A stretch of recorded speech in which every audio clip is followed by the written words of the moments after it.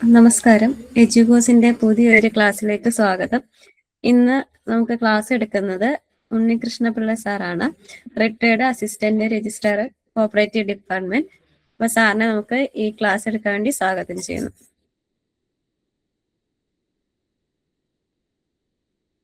Good evening. നമുക്ക് economics, Indian economy and Indian financial system എന്ന് പറഞ്ഞൊരു പേപ്പർ നിങ്ങൾക്ക് പഠിക്കാനുള്ളതില് ഇന്ത്യൻ എക്കോണമി എന്ന ഭാഗത്ത് 2 മൊഡ്യൂളും ഇന്ത്യൻ ഫിനാൻഷ്യൽ സിസ്റ്റം എന്ന ഭാഗത്ത് 2 മൊഡ്യൂളും ഉൾപ്പെടെ 4 മൊഡ്യൂളാണ് ആ സിലബസും പ്രകാരം 4 മൊഡ്യൂളുണ്ട്. അതിൽ 2 മൊഡ്യൂള്, ഒന്ന് ഇന്ത്യൻ എക്കോണമിയും മറ്റൊന്ന് ഇക്കണോമിക്സുമാണ്. 3ഉം 4ഉം മൊഡ്യൂളുകള് ഇന്ത്യൻ ഫിനാൻഷ്യൽ സിസ്റ്റവുമാണ്. അപ്പൊ നമ്മുടെ ഒരു പേപ്പറിൽ തന്നെ 4 മൊഡ്യൂൾ ഉള്ളതിനകത്തിൽ 2 മൊഡ്യൂള് ഇക്കണോമിക്സും 2 മൊഡ്യൂള് ഇന്ത്യൻ ഫിനാൻഷ്യൽ സിസ്റ്റവുമാണ്. നിങ്ങൾ പഠിക്കുന്ന പൊതുവായ ബാങ്കിങ്ങിന്റെ ഭാഗം ഇന്ത്യയുമായി കണക്ട് ചെയ്തുകൊണ്ട് പറയുന്ന കുറച്ച് കാര്യങ്ങളാണ്.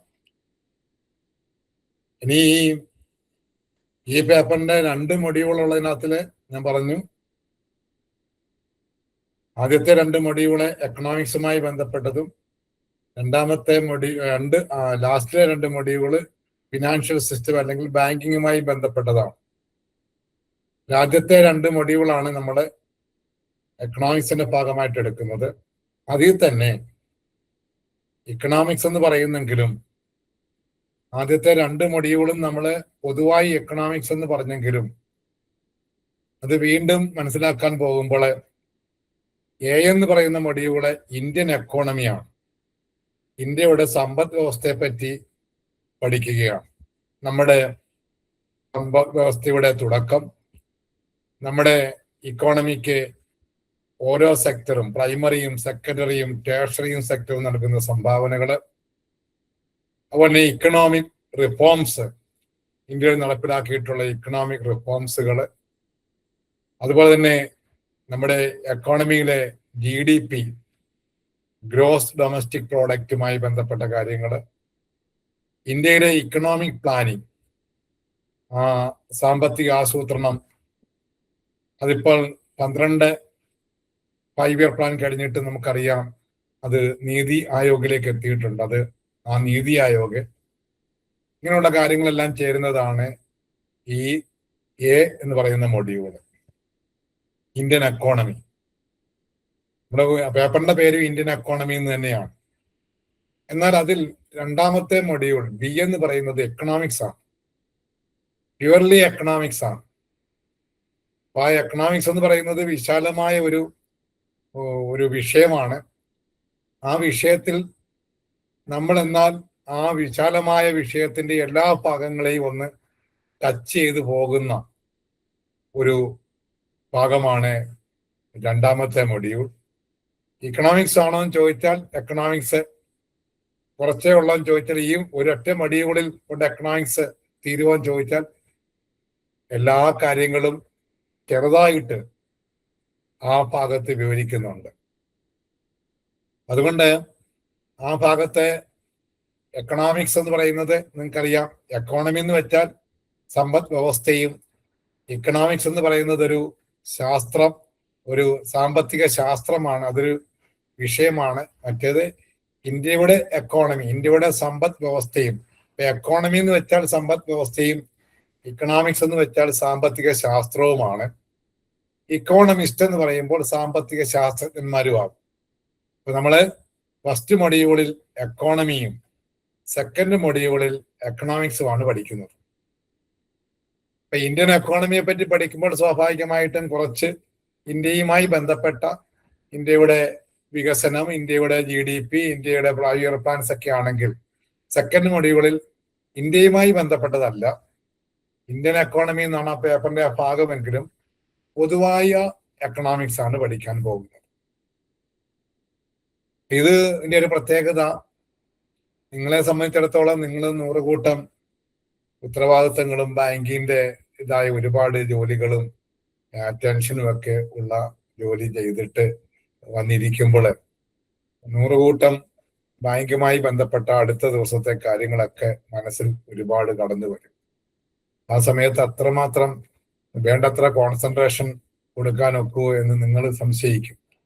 പക്ഷെ അതൊന്നും നിങ്ങളിപ്പോ ചിന്തിക്കേണ്ടത്, ഈ ഒരു ക്ലാസ് എടുക്കുന്ന സമയം നിങ്ങളൊരു ബാക്കി എല്ലാ കാര്യങ്ങളും ഒന്ന് മറന്ന് ഇതിലേക്ക് കോൺസെൻട്രേറ്റ് ചെയ്ത് കഴിഞ്ഞാൽ സാധാരണഗതിയിൽ ഈ ക്ലാസ് കേട്ട് കഴിയുമ്പോൾ തന്നെ ഒരുപാടൊന്നും പഠിച്ചില്ലെങ്കിൽ പോലും പിന്നെ പഠിക്കാനുള്ള സമയം കണ്ടെത്തിയില്ലെങ്കിലും നിങ്ങൾക്ക് വേണ്ടത്ര മാർക്ക് ലഭിക്കാനുള്ള സാധ്യതയുണ്ട്. കാരണം ഇതൊരു പുതിയ ഒരു വിഷയമോ നിങ്ങൾ അറിഞ്ഞിട്ടില്ലാത്ത ഏതെങ്കിലും കാര്യമൊന്നുമല്ല. നിങ്ങൾക്ക് അറിയാവുന്നതോ അതോ അറിഞ്ഞിട്ടില്ല എങ്കിൽ ഒന്ന് കേൾക്കുമ്പോൾ തന്നെ അറിയുന്നതോ ആയിട്ടുള്ള കാര്യങ്ങളാണ്. അപ്പൊ നിങ്ങൾ എന്തുകൊണ്ട് ഇത് ചിലപ്പോഴൊക്കെ ചിലരൊക്കെ പാസ്സാകുന്നതെന്ന് ചോദിച്ചാൽ അത് അറിവില്ലായ്മ കൊണ്ടല്ല, മറിച്ച് ഈ കോൺസെൻട്രേഷൻ വേണ്ടത്ര നമുക്ക് ലഭിക്കാത്തത് കൊണ്ടാണ്. നമ്മുടെ ഈ ക്ലാസ്സിലൊന്ന് ശ്രദ്ധിക്കുക. ഈ സമയം ബാക്കിയെല്ലാം മാറ്റിവെച്ചിട്ട് ഇതിലൊന്ന് ശ്രദ്ധിച്ചിരിക്കുകയും അപ്പൊ തന്നെ നമുക്ക് കാര്യങ്ങള് ബോധ്യം വരും. സാധാ കാര്യങ്ങളൊക്കെ ഉള്ളൂ. അതുകൊണ്ട് കൂടുതലായിട്ട് നിങ്ങളോട് ഉപദേശിക്കേണ്ട കാര്യം ഇല്ലാത്തത് കൊണ്ട് നമ്മൾ ക്ലാസ്സിലേക്ക് കടക്കുകയാണ്.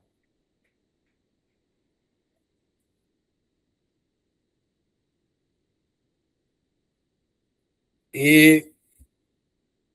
നമുക്കറിയാം 19 ഈ ബി മൊഡ്യൂളിൽ 12 മുതലുള്ള യൂണിറ്റുകളാണ്. 19ാമത്തെ യൂണിറ്റ് വരെ നമ്മള് പണ്ടൊക്കെ ചാപ്റ്റർ എന്ന് പറഞ്ഞതിന് പകരമായിട്ട് ഇവിടെ യൂണിറ്റ് ആണ് പറയുന്നത്. നമുക്ക് 1 മുതൽ 19 വരെയുള്ള യൂണിറ്റ് ആണ് പഠിക്കേണ്ടത്. അതിൽ 11 വരെ ഇന്ത്യൻ എക്കോണമിയുടെ ആണ്. നമ്മൾ ആദ്യം എടുക്കുന്നത് എക്കണോമിക്സിന്റെ ഭാഗമായതുകൊണ്ടാണ് യൂണിറ്റ് 12ൽ ആരംഭിക്കുന്നത്. Fundamentals of economics, micro economics, macro economics and types of economics, ഇതാണ് ഹെഡിങ്. ഈ ഹെഡിങ് കാണുന്ന പോലൊന്നും കാര്യങ്ങൾ പഠിക്കുമ്പോഴില്ല എന്നുള്ള കാര്യം കൂടി ഓർക്കുക.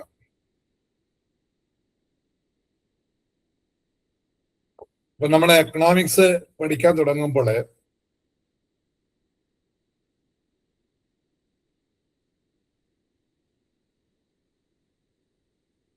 ഇതൊരു പുതിയ വിഷയമാണ് എക്കണോമിക്സ്, കമ്പാരറ്റീവ്ലി മറ്റ് സബ്ജക്റ്റുമായി കമ്പയർ ചെയ്യുമ്പോൾ. കാരണം ഇക്കണോമിക്സ് എന്ന് പറയുന്നത് നമുക്കറിയാം നാച്ചുറൽ സയൻസും ഉണ്ട്, സോഷ്യൽ സയൻസും ഉണ്ട്.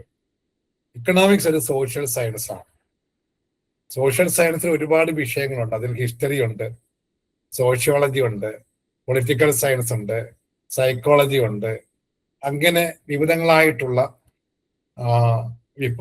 സബ്ജക്റ്റുകൾ അടങ്ങുന്നതാണ് സോഷ്യൽ സയൻസ്. ഫിസിക്സ്, കെമിസ്ട്രി എന്നൊക്കെ പറയുന്നത് നമുക്ക് നാച്ചുറൽ സയൻസ് ആണെങ്കിൽ ഇത് സോഷ്യൽ സയൻസ് ആണ്. അപ്പൊ ഇക്കണോമിക്സ് ഈസ് ഡാഷൻ ചോദിച്ചാൽ ഇക്കണോമിക്സ് ഈസ് സോഷ്യൽ സയൻസ് എന്നുള്ളതാണ് ഓർത്തിരിക്കേണ്ട ഒരു പോയിന്റ്.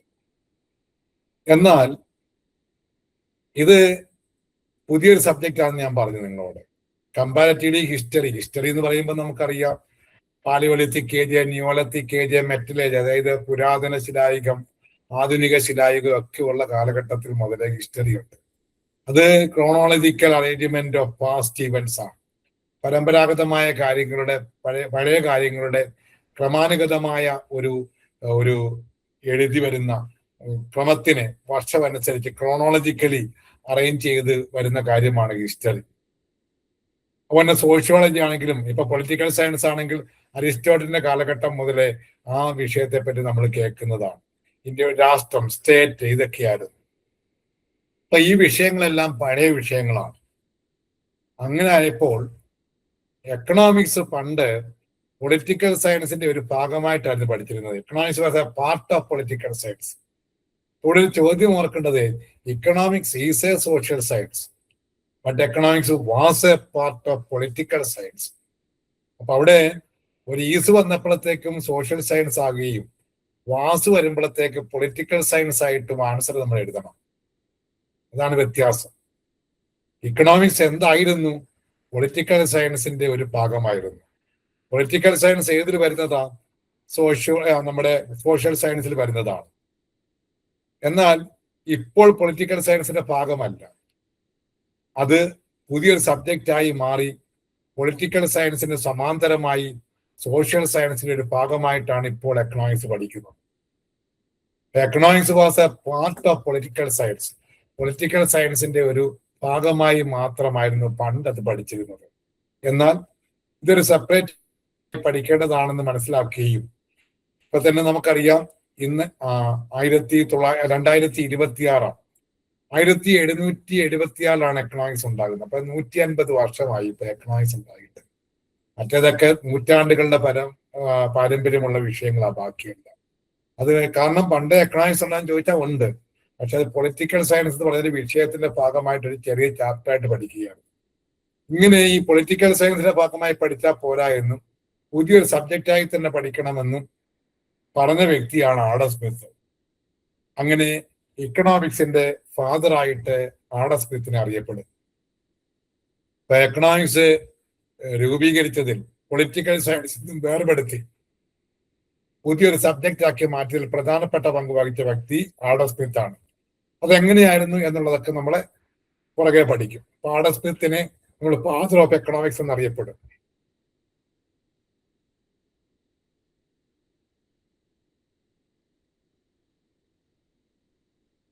ഈ ഇക്കണോമിക്സ് എന്ന് പറഞ്ഞ വാക്ക് അല്ലെ എക്കോണമി എന്ന് പറഞ്ഞ വാക്ക്, പ്രധാനമായിട്ട് എക്കണോമിക്സ് എന്ന് പറഞ്ഞ വാക്കുണ്ടായത് ഒരു ഗ്രീക്ക് വാക്കിൽ നിന്നാണ്. The term economics or economy is derived from the Greek word oikonomia. അത് പരീക്ഷയ്ക്ക് ചോദിക്കാം. ഡാഷ് വരാം. അപ്പൊ അവിടെ ഒയ്ക്കണോമിയ എന്ന് പറഞ്ഞ വാക്കിൽ നിന്നാണ് അത് ഗ്രീക്കാണ്. ആ ഭാഗവും വരാം. ഏത് വാക്കിൽ നിന്നാണെന്ന് ചോദിക്കാം. അപ്പൊ ഗ്രീക്ക് വാക്കിൽ നിന്നാണ്. നമുക്കറിയാം നമ്മളെ പല വാക്കുകളും ഫ്രഞ്ച്, ലാറ്റിൻ, ഗ്രീക്ക് ഒക്കെയാണ് വരുന്നത്. ബാങ്കുമായി ബന്ധപ്പെട്ട ബാങ്കിന്റെ ടേമൊക്കെ പഠിക്കുമ്പോൾ ജർമ്മനും ലാറ്റിനും ഗ്രീക്കും ഒക്കെ നമ്മൾ കേൾക്കുന്നുണ്ട്. പക്ഷെ എക്കണോമിക്സിന് വരുമ്പോൾ ഗ്രീക്ക് വാക്കാണ് ഇക്കണോമിയ. അത് 2 വാക്കുകളാണ്. ഒന്ന് ഒയ്ക്കോസും മറ്റൊന്ന് നിമിയോൻ അല്ലെങ്കിൽ നോമോസ് എന്നും പറയും. എല്ലാം കൂടെ വേണ്ട. നിമിയൻ അല്ലെങ്കിൽ നോമോസ്, ഇത് 2. ഒയ്ക്കണോമിയ എന്ന് പറഞ്ഞ വാക്കുണ്ടായത് 2 വാക്കിൽ നിന്നാണ്. ഒയ്ക്കോസ് എന്ന് വെച്ചാൽ ഹോം അല്ലെങ്കിൽ ഹൗസ് എന്നാണ് അർത്ഥം. അതിന് ഹൗസ് എന്നും അർത്ഥം വരും. ഹോം അല്ലെങ്കിൽ ഹൗസ് എന്നാണ് ഒയ്ക്കോസിന്റെ അർത്ഥം, ഇംഗ്ലീഷിലെ വാക്ക്. നമ്മുടെ മലയാളത്തിൽ വീടെന്ന് പറയുന്നത് പോലെ കുടുംബം, ഹോം, കുടുംബം അല്ലെങ്കിൽ വീട്. അപ്പം ഒയ്ക്കണോമിയ എന്ന് പറഞ്ഞ 2 ഗ്രീക്ക് വാക്ക് ചേർന്നാണ് ഒയ്ക്കണോമിയ. അത് ഒയ്ക്കോസും മറ്റൊന്ന് നിമീനുമാണ്. ഒയ്ക്കോസ് എന്ന് വെച്ചാൽ ഹോം എന്നാണ്, നിമീൻ എന്ന് വെച്ചാൽ മാനേജ്മെന്റ് എന്നാണ്, മാനേജ്മെന്റ്.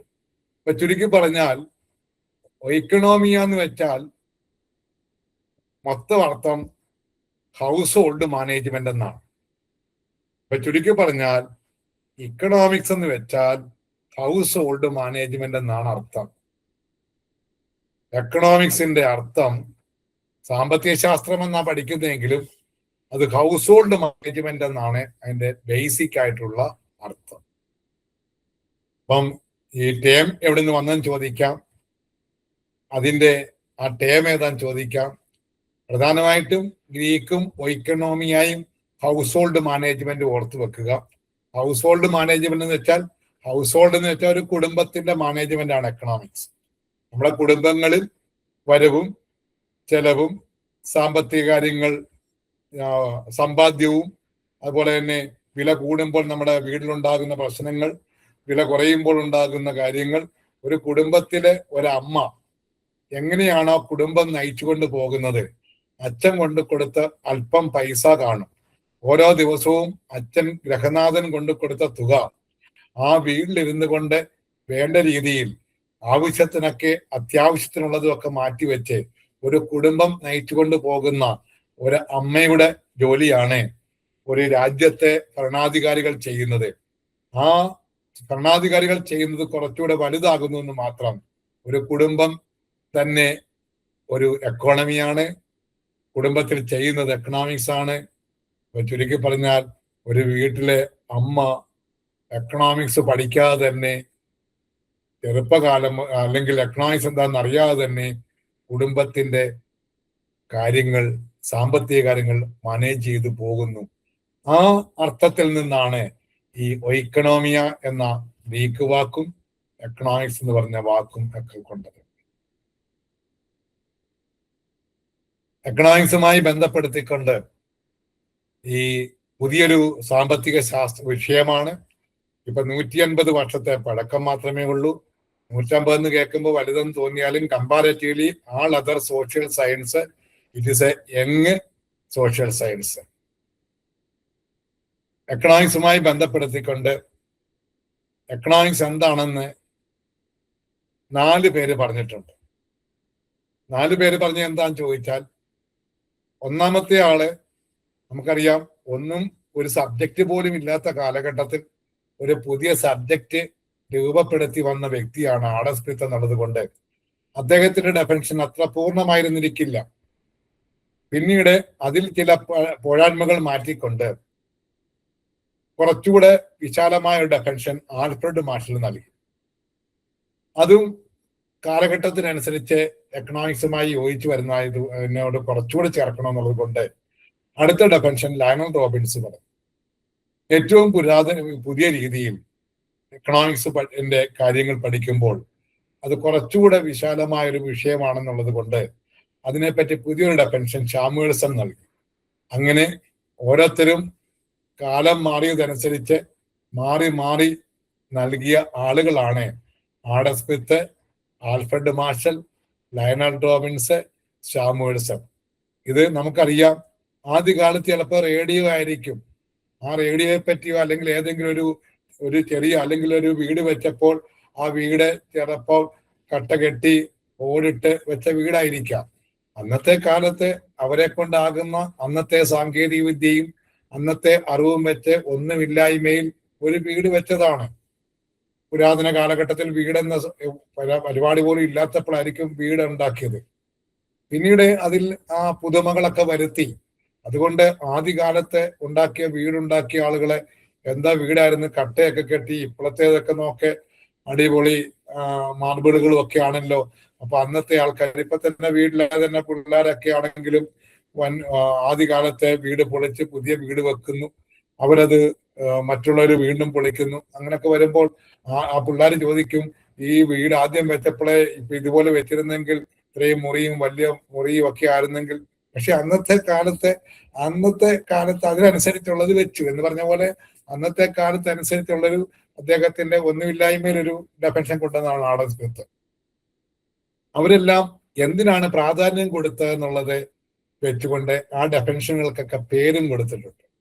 അവരുടെ ഡെഫിനിഷനകത്തിൽ എന്തിനാണ് എക്കണോമിക്സ് എന്ന് വെച്ചാൽ എന്താണ് എന്ന് അവർ ഡെഫിനിഷനിൽ പറയുന്നുണ്ട്. ആ ഡെഫിനിഷനകത്ത് അവർ പ്രാധാന്യം കൊടുത്ത ചില വാക്കുകളുണ്ട്. ആ വാക്കുകളാണ് അവരുടെ ഡെഫിനിഷന്റെ പേരായിട്ട് പറയുന്നത്. ആഡം സ്മിത്തിന്റെ പ്രാധാന്യം കൊടുത്തത് വെൽത്തിനാണ്. എക്കണോമിക്സ് എന്ന് നമ്മൾ പിന്നാലെ പഠിക്കും. വെൽത്താണ് കൂടുതൽ പ്രാധാന്യം കൊടുത്തത്. എക്കണോമിക്സ് എന്ന് വെച്ചാൽ വെൽത്താണ്. അപ്പൊ സ്മിത്ത് വെൽത്ത് എന്ന് ഓർത്ത് വെക്കുക, സ്മിത്തിനകത്തിലും വെൽത്ത് എന്ന് ഓർത്ത് വെക്കുക. ആഡം സ്മിത്ത്, അപ്പൊ ഓർത്തിരിക്കാൻ വേണ്ടി സ്മിത്ത്, വെൽത്ത്, അതിലെണ്ണം. പിന്നെ ആൽഫ്രഡ് മാർഷല് വെൽത്തിന് പ്രാധാന്യം കൊടുക്കുന്നതിനോടൊപ്പം അദ്ദേഹം കൂടുതൽ പ്രാധാന്യം കൊടുത്ത വെൽഫെയറിനാണ്, ജനങ്ങളുടെ ക്ഷേമത്തിനാണ്. അപ്പൊ മാർഷൽ വെൽഫെയർ അല്ലെങ്കിൽ ആൽഫ്രഡ് വെൽഫെയർ എന്ന് ഓർത്ത് വെക്കുക. ആൽഫ്രഡും വെൽഫെയറും, സ്മിത്ത് വെൽത്ത്, ആൽഫ്രഡ് വെൽഫെയർ. അപ്പൊ അവരുടെ പേരിന്റെ അക്ഷരങ്ങളൊക്കെ ഉള്ളതാണ് അവരുടെ ഡെഫിനിഷനകത്ത് കണ്ടമാനം വരുന്നുള്ളത് കൊണ്ടാണ് വെൽത്ത് അല്ലെ സ്മിത്ത് വെൽത്ത്, ആൽഫ്രഡ് വെൽഫെയർ എന്നുള്ള രൂപത്തിൽ ഓർക്കുക. ലയണൽ റോബിൻസ് അങ്ങനെ ഓർക്കാൻ ഒക്കത്തില്ല. മറ്റേ രണ്ടെണ്ണം ഓർത്ത് വെച്ചിട്ട് ബാക്കി രണ്ടുപേരെ ഏതൊക്കെയാന്ന് ഓർത്ത് പഠിച്ചു പോകുക. റോബിൻസ് സ്കേഴ്സിറ്റി ആണ് അദ്ദേഹത്തിന്റെ ഡെഫിനിഷൻ. ഇല്ലായ്മയുടെയാണ് ശാസ്ത്രമാണ് എക്കണോമിക്സ് എന്ന് അയാൾ പറഞ്ഞു. എന്നാൽ ഏറ്റവും പുതിയത് സാമുവൽസന്റെ ആണ്, പുരോഗതിയാണ്, മൊത്തത്തിലുള്ള പുരോഗതിയാണ് എക്കണോമിക്സ് പഠിപ്പിക്കുന്നത് എന്ന് പറഞ്ഞു. അങ്ങനെയാണ് there are 4 definitions of economics. ഇത് നിങ്ങൾക്ക് ഈ മാച്ച് ദ ഫോളോയിങ് ആയിട്ട് വരാം. Adam Smith, Alfred Marshall, Lionel Robbins, Samuelson എന്ന് പറഞ്ഞിട്ട് രണ്ടാമത്തെ ഭാഗം ഷഫിൾ ചെയ്തിടും. Adam Smith, Adam Smith, 2 Lionel Robbins, 2 Alfred Marshall, 3 Lionel Robbins, 4 Samuelson ഇട്ടിട്ട് വലത് സൈഡിൽ എ വെൽഫെയർ എന്നായിരിക്കും ആദ്യം കിടക്കുന്നത്, ബി ഗ്രോത്ത് ആയിരിക്കും. അങ്ങനെ ഡിസോർഡർ ആയിട്ട് അറേഞ്ച് ചെയ്യും. എന്നിട്ട് താഴെ എ എന്ന് പറഞ്ഞിട്ട് A1 B2 അറേഞ്ച് ചെയ്ത്, അതായത് നിങ്ങൾക്കറിയാം ഇപ്പം ആഡം സ്മിത്തിന് എ എന്ന് കൊടുത്തു, ബി സി ഡി എന്നായിരിക്കും സ്മാൾ ലെറ്റർ ആയിരിക്കും ഉപയോഗിച്ചിരിക്കുന്നത്. ഇവിടെ 1 2 ഇവിടെ കൊടുക്കുമ്പോൾ ഇത് ഷഫിൾ ചെയ്തായിരിക്കും ഇടുന്നത്. ഇവിടെ നേരെയാ കിടക്കുന്നത്. എന്നിട്ട് ചോയ്സ് എ എന്ന് പറഞ്ഞിട്ട് A1 B2 C3 D4.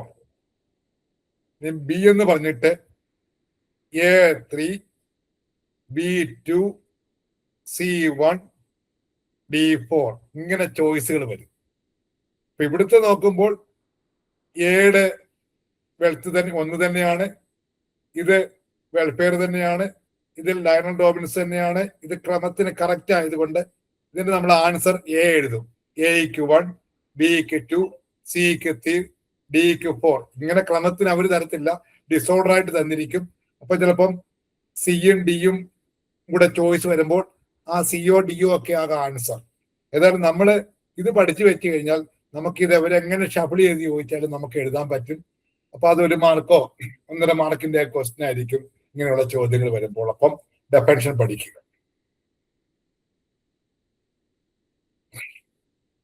നമുക്കറിയാം ആദ്യമായിട്ട് എക്കണോമിക്സിന് രൂപം കൊടുത്ത ആള് father of economics Adam Smith ആണ്. അതിന് അദ്ദേഹം ഒരു പുസ്തകം എഴുതിയിട്ടുണ്ട്. ആ പുസ്തകത്തിന്റെ പേര് വെൽത്ത് ഓഫ് നേഷൻ എന്നാണ് ചുരുക്കപ്പേരിൽ അറിയപ്പെടുന്നത്. അപ്പോൾ Adam Smith, wealth definition, wealth of nation എല്ലാം അദ്ദേഹത്തിന്റെ ഒരു ഓർഡറിൽ ഓർക്കാം. Smith, wealth, wealth of nation. അദ്ദേഹത്തിന്റെ പുസ്തകത്തിന്റെ ചുരുക്കപ്പേരാണ് വെൽത്ത് ഓഫ് നേഷൻ. ആ പുസ്തകം എഴുതിയത് 1776 അന്നാണ് എക്കണോമിക്സ് രൂപം കൊള്ളുന്നത്. അപ്പൊ നിങ്ങൾ ഒരു ചോദ്യം ചോദിക്കാൻ, ഇതിനകത്ത് എഴുതിയേക്കുന്നത് ഇൻ ഹിസ് ബുക്ക് എൻടൈറ്റിൽഡ്, അവിടെ മുതൽ ആ ബുക്കിന്റെ പേരാ an enquiry into the nature and causes of wealth of nation.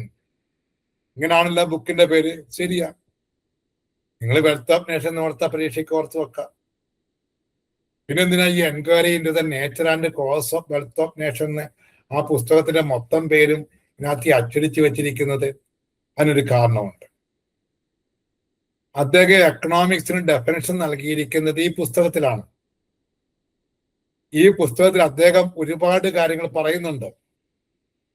അതിൽ ഡെഫിനിഷനും പറയുന്നുണ്ട്. ആ ഡെഫിനിഷൻ തന്നെയാണ് ഈ പുസ്തകത്തിന്റെ പേര്.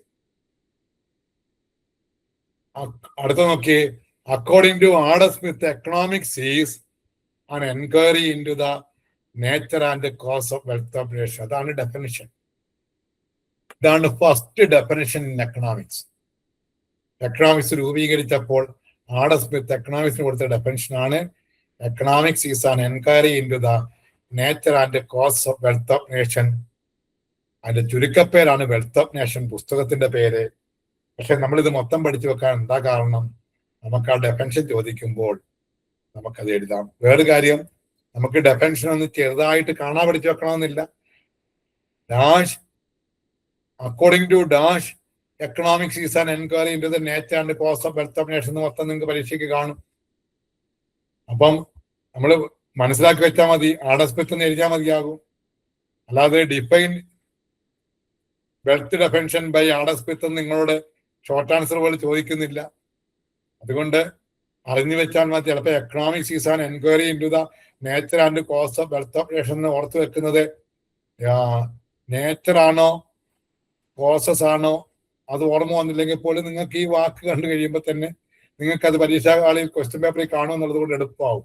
പക്ഷെ നമ്മള് അല്ലാതെ പഠിച്ചുകൊണ്ട് പോകാണെങ്കിൽ അക്കാഡമിക് പഠിക്കുന്ന സമയത്ത് ഈ ഡെഫിനിഷൻ പഠിക്കണം. കാരണം ഡിഫൈൻ വെൽത്ത് ഡെഫിനിഷന്റെ 1 മാർക്ക് ആയിരിക്കും അന്ന് ചോദിച്ചത്. അന്നേരം ഇതൊക്കെ പഠിക്കേണ്ടതുണ്ടായിരിക്കും. ഇപ്പൊ അത് പഠിക്കാൻ ഇല്ലെങ്കിൽ പോലും ഒരു ചെറിയ രൂപരേഖ ഉണ്ടായാലും നിങ്ങൾക്ക് അത് ഓർത്തു വെക്കാം. ആഡം സ്മിത്തിന്റെ വെൽത്ത് ഡെഫിനിഷൻ. അപ്പൊ economics is an enquiry into the, എന്താണ് എക്കണോമിക്സ് എന്ന് വെച്ചാൽ എൻക്വയറി ആണ്, ഒരു അന്വേഷണം. എന്തന്വേഷിക്കുന്നു?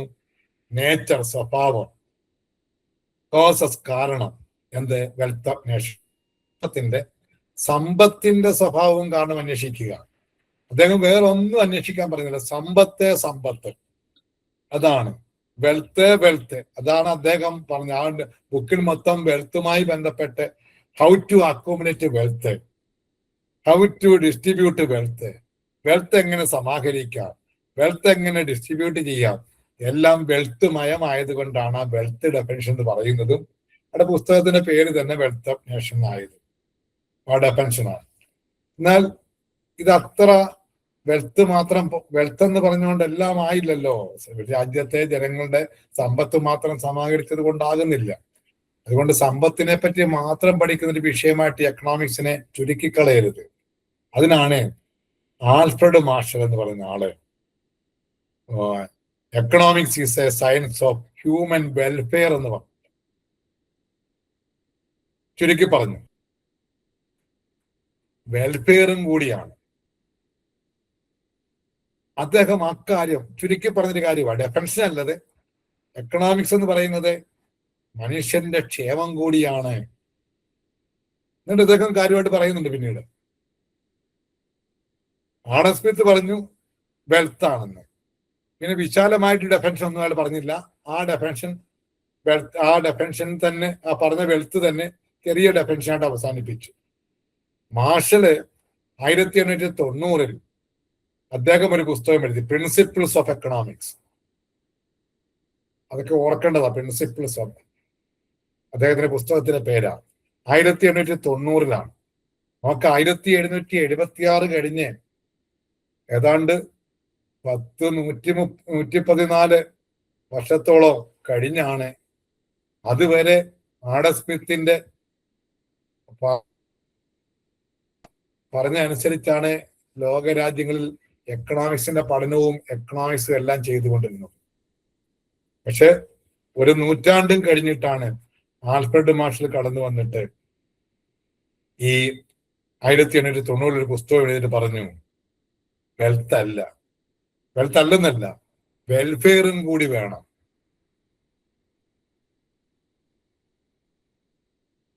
അതിനയാൾ ഡെഫിനിഷൻ എഴുതി. ഇത്ര വിശാലമായ ഡെഫിനിഷനാണ്. നമുക്കത് പഠിച്ചു വെക്കേണ്ട കാര്യമില്ല, കാരണം നിങ്ങൾക്ക് ഡെഫിനിഷൻ അങ്ങനെ ചോദിക്കുന്നില്ല. Economics is a study of mankind in the ordinary business of life, to examine that part of individual and social action is most closely connected with the attainment of and the use of material well-being എന്ന് പറഞ്ഞാണ് അവസാനിപ്പിക്കുന്നത്. അത്രയും ഭാഗം നമുക്ക് പഠിക്കണ്ട.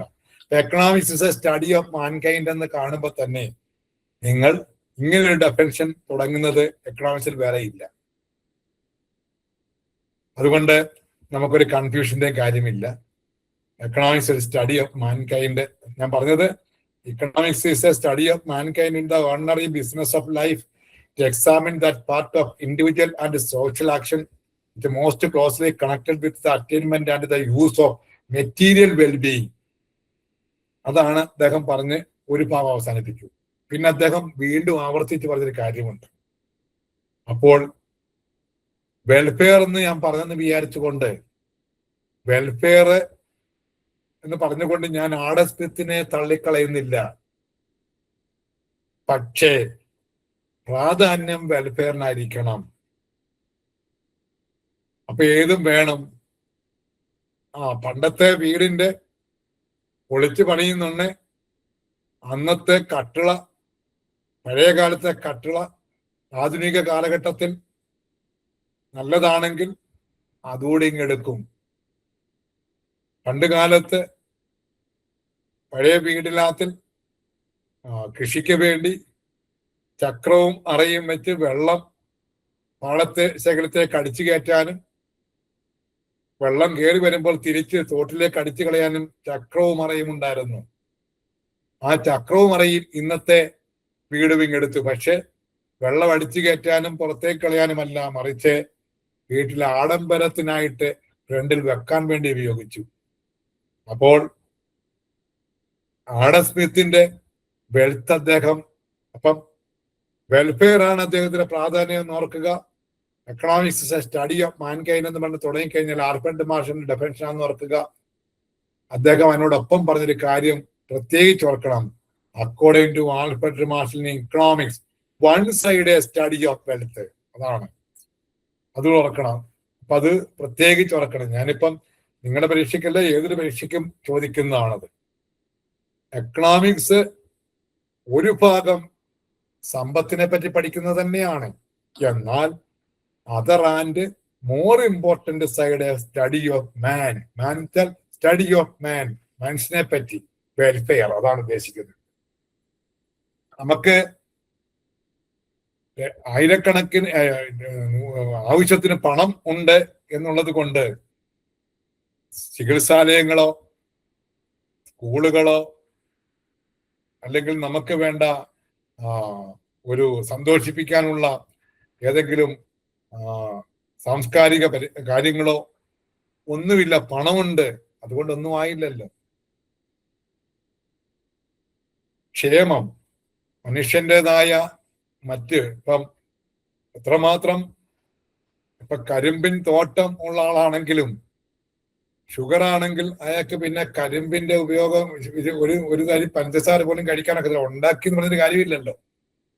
അപ്പോൾ അതിനുള്ള ക്ഷേമകാര്യങ്ങളും കൂടി ഇക്കണോമിക്സിന്റെ ഭാഗമായിട്ട് വേണം എന്ന് പറഞ്ഞ ആളാണ് ആൽഫ്രഡ് മാർഷൽ. അപ്പൊ അതിന് ഇതാ other and more important side part of study of man, that is welfare.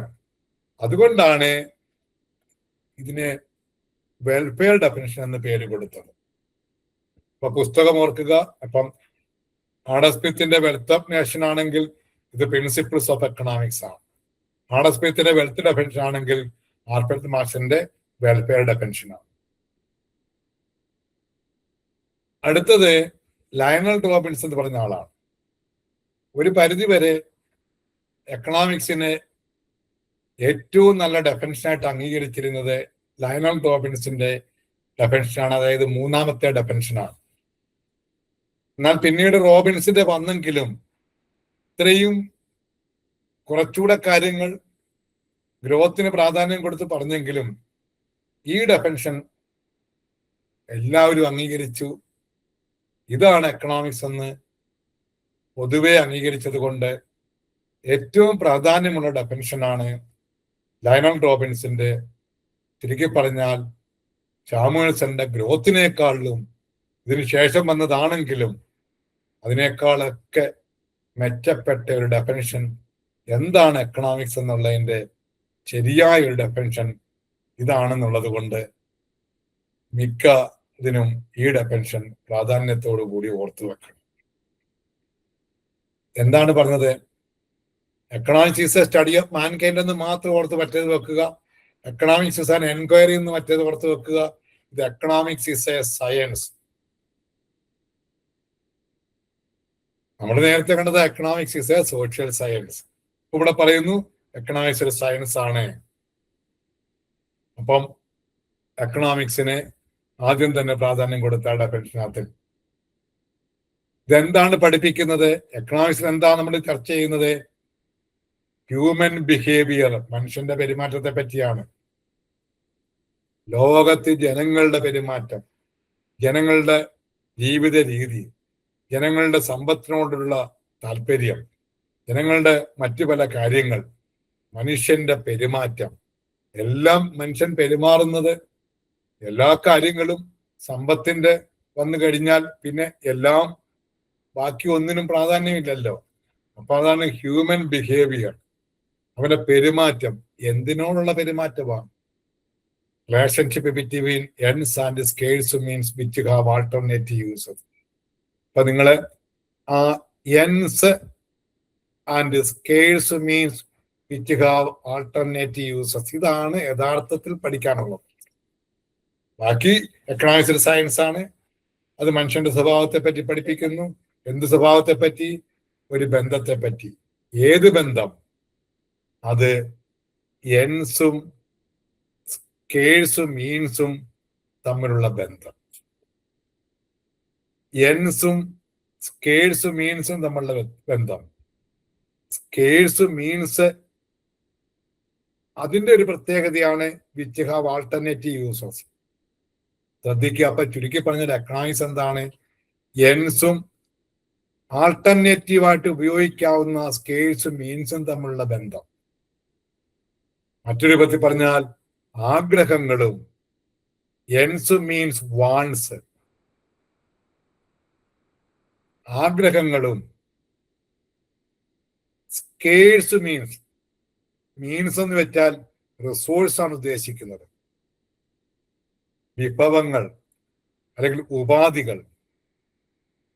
Which have alternative uses, മാറ്റി മാറ്റി ഉപയോഗിക്കാവുന്ന റിസോഴ്സസും ആഗ്രഹങ്ങളും തമ്മിലുള്ളൊരു ബന്ധത്തെ പറ്റി പഠിപ്പിക്കുന്നതാണ് എക്കണോമിക്സ്. അപ്പൊ എക്കണോമിക്സ് പഠിപ്പിക്കുന്നത് മനുഷ്യന്റെ ആഗ്രഹവും മാറ്റി മാറ്റി ഉപയോഗിക്കാവുന്ന വിഭവങ്ങളും തമ്മിലുള്ള ബന്ധമാണ്. ഇത്രയും പറഞ്ഞപ്പോൾ നിങ്ങൾക്ക് അത് മനസ്സിലായി കാണത്തില്ല. അടുത്ത പറയുമ്പോൾ ശരിയാകും. മനുഷ്യനെന്ന് വെച്ചാൽ ആഗ്രഹങ്ങളുടെ കൂടാരമാണ്. Man is a bundle of desires. മനുഷ്യനെന്ന് വെച്ചാൽ ആഗ്രഹങ്ങളുടെ കെട്ടാണ്. One want is satisfied, another comes up. ഒരാഗ്രഹം നിറവേറ്റി കഴിയുമ്പോൾ മറ്റൊരാഗ്രഹം കടന്നു വരികയായി. There is no end to the wants. ആഗ്രഹത്തിനൊരു പരിധിയില്ല. നമ്മള് 10ാം ക്ലാസ്സിൽ പഠിച്ചപ്പോൾ 10ാം ക്ലാസ് ഒന്ന് പാസ്സായി കിട്ടണമെന്നായിരിക്കും.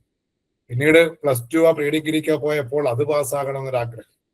അത് കഴിഞ്ഞപ്പോൾ ഡിഗ്രി ആകാം, അത് കഴിഞ്ഞപ്പോൾ ചിലപ്പോൾ ജോലിയാകണം, അത് കഴിഞ്ഞ് വിവാഹമാകാം, പിന്നെ കുഞ്ഞുങ്ങളാകാം, പിന്നെ അവരുടെ ജോലിയാകാം, അവരുടെ വിദ്യാഭ്യാസം, അവരുടെ ജോലി, പിന്നെ കൊച്ചുമക്കളുടെ. ഇങ്ങനെ ഒരിക്കലും അവസാനിക്കാത്ത ആഗ്രഹങ്ങൾ. ഒരാഗ്രഹം നിറവേറ്റുമ്പോൾ അനദർ കംസ് അപ്പ്. അതാണ് എൻസ്, അതാണ് വാൺസ്. അൺലിമിറ്റഡ് ആണ്. അതുകൊണ്ട് wands are unlimited, എൻസ് are unlimited. ഈ ആഗ്രഹങ്ങളുടെ കൂടാരമായിട്ടിരിക്കുന്ന ഈ മനുഷ്യന്റെ കയ്യില് ആ ആഗ്രഹങ്ങളൊക്കെ നിറവേറ്റാൻ എന്തില്ല? മീൻസ് ഇല്ല, സ്കേഴ്സ് ആണത്. വിഭവങ്ങൾ തീരെ ഇല്ലതാനും. അപ്പോൾ എന്റെ കയ്യിൽ 100 രൂപയേ ഉള്ളു വിഭവം. 100 രൂപയാണ് എൻ്റെ കയ്യിലുള്ളത്. അതാണ് എൻ്റെ വിഭവം. എൻ്റെ ആഗ്രഹമോ ഫുഡ് കഴിക്കണം, അതുപോലെ തന്നെ ഡ്രസ്സ് വാങ്ങിക്കണം, ഒരു സിനിമയ്ക്ക് പോകണമെന്ന് ആഗ്രഹമുണ്ട്. ആകെ 100 രൂപയേ ഉള്ളൂ. Resources means are scarce, ends are unlimited. Food, dress, cinema, ഇങ്ങനെയൊക്കെ ഉണ്ട്. പക്ഷേ ഈ 100 രൂപയ്ക്ക് ഒരു ഗുണമുണ്ട്. ഇത് മാറ്റി മാറ്റി ഉപയോഗിക്കാം. ഒന്നുകിൽ ഫുഡിന് ഉപയോഗിക്കാം, അല്ലെങ്കിൽ ഡ്രസ്സ് വാങ്ങിക്കാൻ ഉപയോഗിക്കാം, അല്ലെങ്കിൽ സിനിമ കാണാൻ ഉപയോഗിക്കാം. അല്ലാതെ ഈ 100 രൂപ ഇത് സിനിമ കാണേണ്ട 100 രൂപ എന്ന് പറഞ്ഞ 100 രൂപ ഇല്ല. അല്ലെങ്കിൽ നമ്മുടെ വീട്ടിൽ കുറച്ച് വിഭവങ്ങളുണ്ടെങ്കിൽ, തേങ്ങയോ അല്ലെങ്കിൽ പച്ചക്കറികളോ ഉണ്ടെങ്കിൽ, അത് ആ വിഭവം കൊണ്ട് കിട്ടുന്ന കാശ് കൊണ്ട് അത് ഫുഡേ വാങ്ങിക്കാവൂ, ഡ്രസ്സേ വാങ്ങിക്കാന്നില്ല. ഈ വിഭവം നമുക്ക് ആൾട്ടർനേറ്റീവായിട്ട് ഉപയോഗിക്കാം, നമുക്ക് ഇഷ്ടമുള്ളതിന് ഉപയോഗിക്കാം. പക്ഷെ ഒന്നിന് ഉപയോഗിച്ചാൽ മറ്റൊന്നിന് കാണത്തില്ല. അപ്പം wants are unlimited but means are scarce. What is the peculiarity of the means that have alternative uses? അത് ആൾട്ടർനേറ്റീവ് ആയിട്ട് ഉപയോഗിക്കാവുന്നൊരു ഗുണമുണ്ട്. ഇതാണ് വീട്ടിലെ ഹൗസ് ഹോൾഡ് മാനേജ്മെന്റ് എന്ന് പറയുന്നതിന് പഠിപ്പിക്കുന്നതിന് അർത്ഥം. ഒരു അമ്മയുടെ കയ്യിൽ കൊണ്ടുവന്ന് 100 രൂപ കൊണ്ടുവന്ന് അച്ഛൻ വൈകിട്ട് കൊടുത്തു കഴിഞ്ഞിട്ട് അടുത്ത ദിവസം അല്ലെങ്കിൽ വൈകുന്നേരം കൊടുത്താൽ അല്ലെങ്കിൽ രാവിലെ കൊടുത്തിട്ട് അന്ന് ജോലിക്ക് പോകുമ്പോൾ ആകെ 100 രൂപയേ ഉള്ളൂ. ആ 100 രൂപ വെച്ച് വീട്ടിലേക്ക് അരിയും മറ്റു സാധനങ്ങളും വാങ്ങിക്കണം. അപ്പോഴായിരിക്കും കൊച്ചു എന്ന് പറയുന്നത് ഡ്രസ്സ് വാങ്ങിക്കണം എനിക്ക്. അപ്പോഴായിരിക്കണം മൂത്ത മോൻ എന്ന് പറയുന്നത് മോഹൻലാലിന്റെ പുതിയ സിനിമ ഒന്ന് എനിക്ക് കണ്ടേ പറ്റൂ. ആകെ 100 രൂപയേ ഉള്ളൂ. ഈ 100 രൂപ വേണമെങ്കിൽ മക്കളെ സിനിമയ്ക്ക് വിടാം, ഡ്രസ്സ് വാങ്ങിക്കാം, ഫുഡിന്റെ അരി വാങ്ങിക്കാം, ആൾട്ടർനേറ്റീവ് ആയിട്ട് ഉപയോഗിക്കാം. പക്ഷെ അവിടെയാണ് മാനേജ്മെന്റ്, ഹൗസ് ഹോൾഡ് മാനേജ്മെന്റ് അത്യാവശ്യമുള്ളത് ഏതാണോ അതിനു വേണ്ടി ആദ്യം മാറ്റി വെച്ചിട്ട് ബാക്കിയുള്ളത് പിന്നാട്ടെന്ന് പറയും. അപ്പോൾ മകൻ പറയുകയാണ്, അച്ഛൻ 100 രൂപ തരുന്നത് ഞാൻ കണ്ടതാണല്ലോ, എനിക്ക് സിനിമയ്ക്ക് പോകണം. അപ്പൊ അമ്മ പറയും, തൽക്കാലം സിനിമയ്ക്ക് പോകാനില്ല. കാരണം എന്താ? അതിനേക്കാൾ ഇമ്പോർട്ടൻസ് ആയിട്ടുള്ള ഫുഡിന് വേണ്ടി അത് അമ്മ മാറ്റി വെക്കുന്നല്ലേ, പട്ടിണി കിടക്കണം. ഇത് വിഭവം കുറവായത് കൊണ്ടാണ്. ഇപ്പൊ ഈ 3 ആഗ്രഹവും 300 രൂപയും ഉണ്ടായിരുന്നെങ്കിൽ ഇവിടെ എക്കണോമിക്സ് വേണ്ട. ആഗ്രഹത്തിന് തുല്യമായിട്ട് റിസോഴ്സ് ഉണ്ടായിരുന്നുവെങ്കിൽ ഒരു സാമ്പത്തിക ശാസ്ത്രവും വേണ്ട. അമ്മയുടെ 300 രൂപ അച്ഛൻ കൊടുത്തിട്ടുണ്ട്, ആകെ 300 രൂപയുടെ ആവശ്യമേ ഉള്ളുവെങ്കിൽ മോന് കൊടുക്കുന്നു, സിനിമയ്ക്ക് പോകുന്നു, മോക്ക് ഡ്രസ്സ് വാങ്ങിക്കുന്നു, അമ്മ ഫുഡിന്റെ വാങ്ങിക്കുന്നു. ഇവിടെയാണ് അമ്മയുടെ വലിയ രീതിയിലുള്ള ചിന്ത വരുന്നത്. ഇത് ഏതിനു വേണ്ടി മാറ്റി വെക്കണമെന്നുള്ള ടെൻഷൻ വരുന്നത് അപ്പോഴാണ്. കാരണം റിസോഴ്സസ് ആർ സ്കേഴ്സ്. ഇത് പഠിപ്പിക്കുന്ന ശാസ്ത്രമാണ് എക്കണോമിക്സ്. അതാണ് ഈ ഡെഫിനിഷന് വലിയ പ്രാധാന്യം വന്നത്. ദിസ് ഡെഫിനിഷൻ അപ്പം ഇത് എക്കണോമിക്സ് സയൻസ് എന്ന് കാണുകയാണ്. Science which studies human behaviour. ഇതൊക്കെ നിങ്ങൾക്ക് ലയണൽ റോബിൻസിന്റെ എഴുതി വരാം. ഈ ഡെഫിനിഷനകത്തില് എക്കണോമിക്സ് എന്ന് പറയുന്നത് മീൻസും എൻസും തമ്മിലുള്ള പഠനമാണ് എന്നർത്ഥം.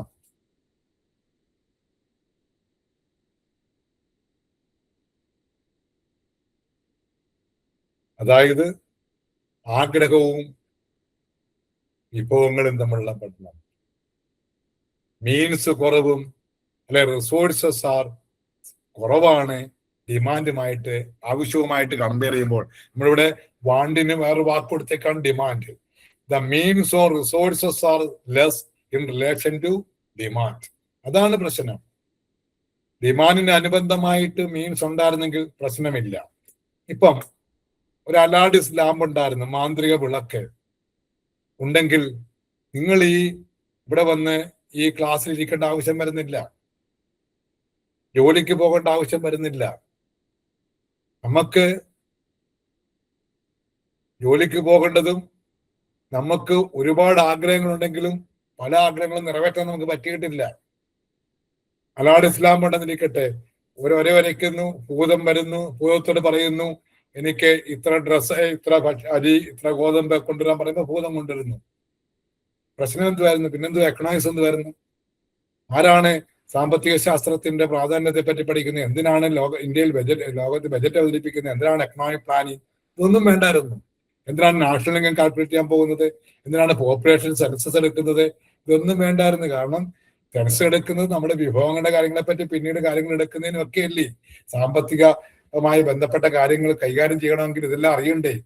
പക്ഷെ എല്ലാവർക്കും എല്ലാ വീട്ടിലും ഓരോ അത്ഭുത വിളക്കുണ്ടായിരുന്നെങ്കിൽ ഇതിന്റെ ആവശ്യമില്ല. അതാണ് ഡിമാൻഡുമായി ഇതാണ് എക്കണോമിക്സ് പഠിപ്പിക്കുന്നത്. നിങ്ങളുടെ ഈ ഡെഫിനിഷനെ പറ്റി കൂടുതൽ നിങ്ങളുടെ സിലബസിൽ പറയുന്നുണ്ട്. ആ ഡെഫിനിഷനെ കുറച്ചുകൂടെ അനലൈസ് ചെയ്യുന്നുണ്ട്. Wants are unlimited. അതാണ് മറ്റൊരു പ്രത്യേകത. ഈ ഡെഫിനിഷന്റെ ഒരു പ്രത്യേകതയാണ് which of the following is not related to scarcity definition. Scarcity ഡെഫിനിഷനുമായി ബന്ധമില്ലാത്തത് ഏത്? ഇപ്പൊ വാണ്ട്സ് ആർ അൺലിമിറ്റഡ് ബന്ധമുള്ളതാണ്. റിസോഴ്സസ് ആർ സ്കേഴ്സ് ബന്ധമുള്ളതാണ്. The resources can be alternative uses ബന്ധമുള്ളതാണ്. Economics is a study of mankind ബന്ധമില്ല.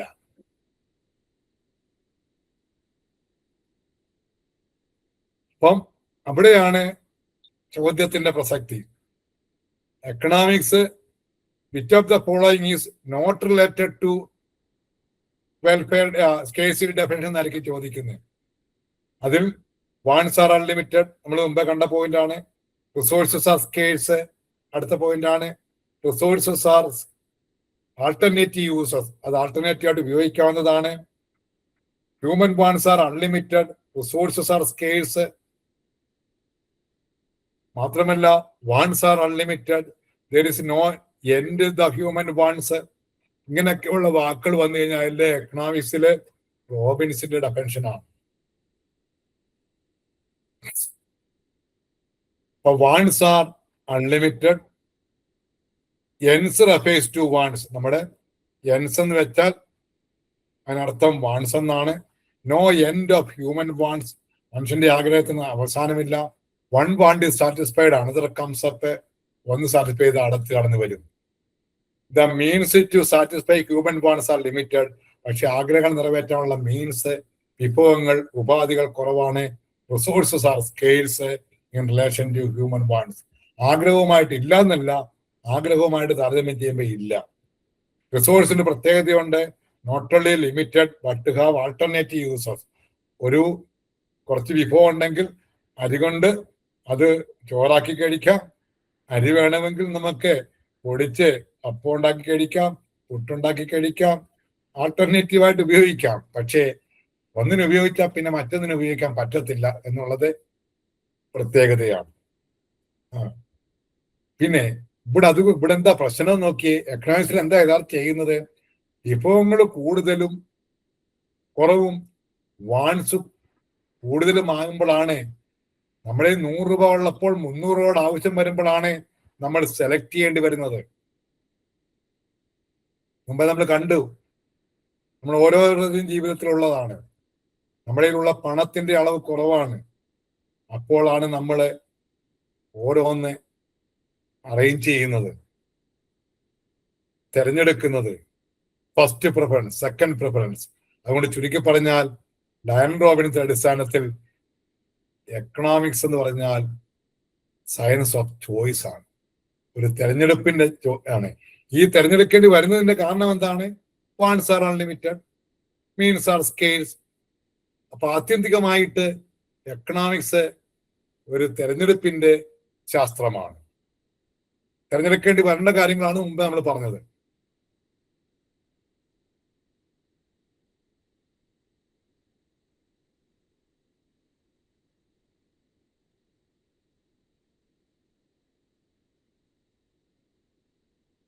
ഇവിടെ ലയണൽ റോബിൻസിന്റെ പുസ്തകം പിന്നെ പറയുന്നുണ്ട്. അതുകൊണ്ട് ഞാനൊരു കോളമാക്കി തരുന്നുണ്ട്. അതുകൊണ്ട് ഇപ്പൊ അതിനെപ്പറ്റി കൂടുതൽ സംസാരിക്കണ്ട. അടുത്ത സാമുവൽസന്റെ ആണ്.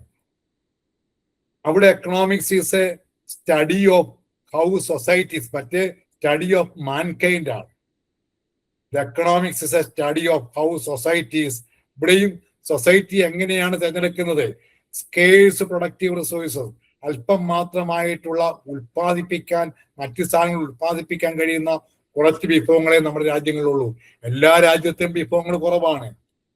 അത് ഹൗ സൊസൈറ്റി ചൂസ്, എങ്ങനെ അത് തിരഞ്ഞെടുക്കുന്നു? എന്തിനെ?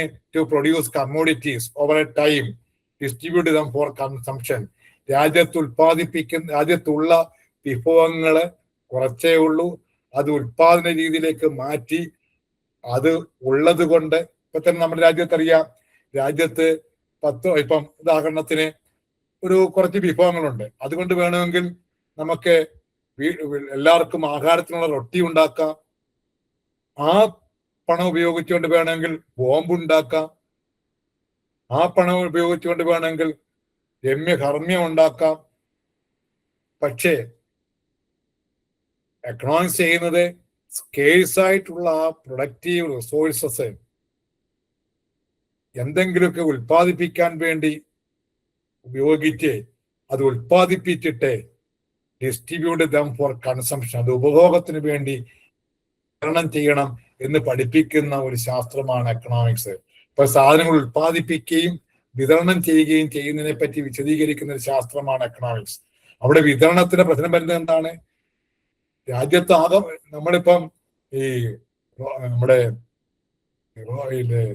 റോബിൻസൺ ക്രൂസോ പറഞ്ഞ പോലെ എല്ലായിടത്തും ആവശ്യത്തിന് അങ്ങ് സ്വത്ത് കിടക്കുക, എല്ലായിടവും സ്വർണ്ണ നാണയം കിടക്കുന്നു, എല്ലായിടത്തും പണം കിടക്കുക എങ്കിൽ അത് പിന്നെ വിതരണത്തിന്റെ പ്രശ്നമേ വരില്ല. എന്ത് രാജ്യത്തങ്ങ് ആവശ്യത്തിന് ഉൽപ്പന്നങ്ങൾ കിടക്കുക, ഉൽപ്പന്നങ്ങൾ ആവശ്യത്തിനുണ്ട്, അപ്പോൾ എല്ലാവർക്കും കിട്ടും. ഇപ്പോൾ അങ്ങനെയില്ല. ഉൽപ്പന്നങ്ങള് ഉള്ള വിഭവം ഉപയോഗിച്ച് ഉൽപ്പാദിപ്പിച്ച കുറവാണ്. അത് സമ്പന്നന്മാര് മാത്രം പൈസ കൊടുത്ത് വാങ്ങിച്ചുകൊണ്ട് പോയി കഴിഞ്ഞാൽ പാവപ്പെട്ടവൻ എന്ത് ചെയ്യും? അതുകൊണ്ട് വിതരണം ചെയ്യുമ്പോൾ പാവപ്പെട്ടവർക്കും കിട്ടത്തക്ക പോലെ സിവിൽ സപ്ലൈസ് കോർപ്പറേഷനുകളും മറ്റുള്ള പൊതുവിതരണ മേഖലകളൊക്കെ ഉണ്ടാക്കി അവിടെ കൂടെ കുറച്ച് വിതരണം ചെയ്യാനുള്ള സംവിധാനം ഒരുക്കണം. അതാണ് എക്കണോമിക്സ്. ഇത് പറയാൻ വേണ്ടി സാമുവൽസൺ ഒരു ബുക്ക് എഴുതി. അതാണ് ഇക്കണോമിക്സ് ആൻഡ് ഇൻട്രോഡക്ടറി അനാലിസിസ്. ഇത് നമ്മൾ ചുരുക്കി എല്ലാം കൂടെ പറയുകയാണ്. ആഡം സ്മിത്തിന്റെ ഡെഫൻഷൻ വെൽത്ത് ഡെഫൻഷൻ ആണ്. അദ്ദേഹത്തിന്റെ പുസ്തകം ചുരുക്കി പറഞ്ഞിരിക്കുന്നത് വെൽത്ത് ഓഫ് നേഷൻ ആണ്. 1776 അത് പബ്ലിഷ് ചെയ്തത്. ചിലപ്പം എക്കണോമിക്സ് ഉണ്ടായ വർഷമായതുകൊണ്ട് ആ വർഷത്തിന് പ്രാധാന്യമുണ്ട്, ഓർക്കുക. ആൽഫ്രഡ് മാർഷല് വെൽഫെയർ ആണ്. അദ്ദേഹത്തിന്റെ പുസ്തകത്തിലെ പ്രിൻസിപ്പിൾസ് ഓഫ് എക്കണോമിക്സ് ആണ്. 1890 ഏതാണ്ട് 114 വർഷത്തിന് ശേഷം. ഇപ്പൊ പിന്നെ നമ്മുടെ എക്കണോമിക്സ് ഉണ്ടായിട്ട് 150 വർഷമായെന്ന് ഓർത്ത് വെക്കുക. അപ്പൊ 2026 പരീക്ഷയ്ക്ക് നമുക്ക് ഓർക്കാൻ പറ്റും. ലയണൽ റോബിൻസിന്റെ കേസിറ്റി ഡെഫിനിഷൻ ആണ് nature and significance of economic science എന്നാണ് അദ്ദേഹത്തിന്റെ പുസ്തകത്തിന്റെ പേര്. ഞാൻ അവിടെ പുസ്തകത്തിന്റെ പേര് പറഞ്ഞില്ല, പറയാൻ പാകത്തിന് ഞാൻ പറഞ്ഞു, പിന്നെ വരുന്നുണ്ടല്ലോ എന്നുള്ളത് കൊണ്ടാന്ന് പറഞ്ഞു. അത് 1932 ഈ അടുത്ത നമ്മുടെ 1900 കാലഘട്ടത്തിൽ സാമുവൽസന്റെ growth definition economics and introductory analysis 1948 അപ്പോൾ നമ്മള് ഇവിടെ എല്ലാം ചുരുക്കി പറയുന്നുണ്ട്. ആഡം സ്മിത്ത് ഫാദർ ആണെന്ന് ഓർക്കണം. പിന്നെ ആഡം സ്മിത്തിന്റെ ഡെഫൻഷൻ തുടക്കുന്നതാണ് enquiry into the nature എന്ന് പറഞ്ഞാണ്. മറ്റേ ആൽഫ്രഡ് മാർഷിന്റെ economics is a study of mankind എന്ന് പറഞ്ഞുകൊണ്ടാണ്. മറ്റേത് എക്കണോമിക്സ് ഇസ് എ സയൻസ് എന്ന് പറഞ്ഞാണ്. മറ്റേ ഈ നമ്മുടെ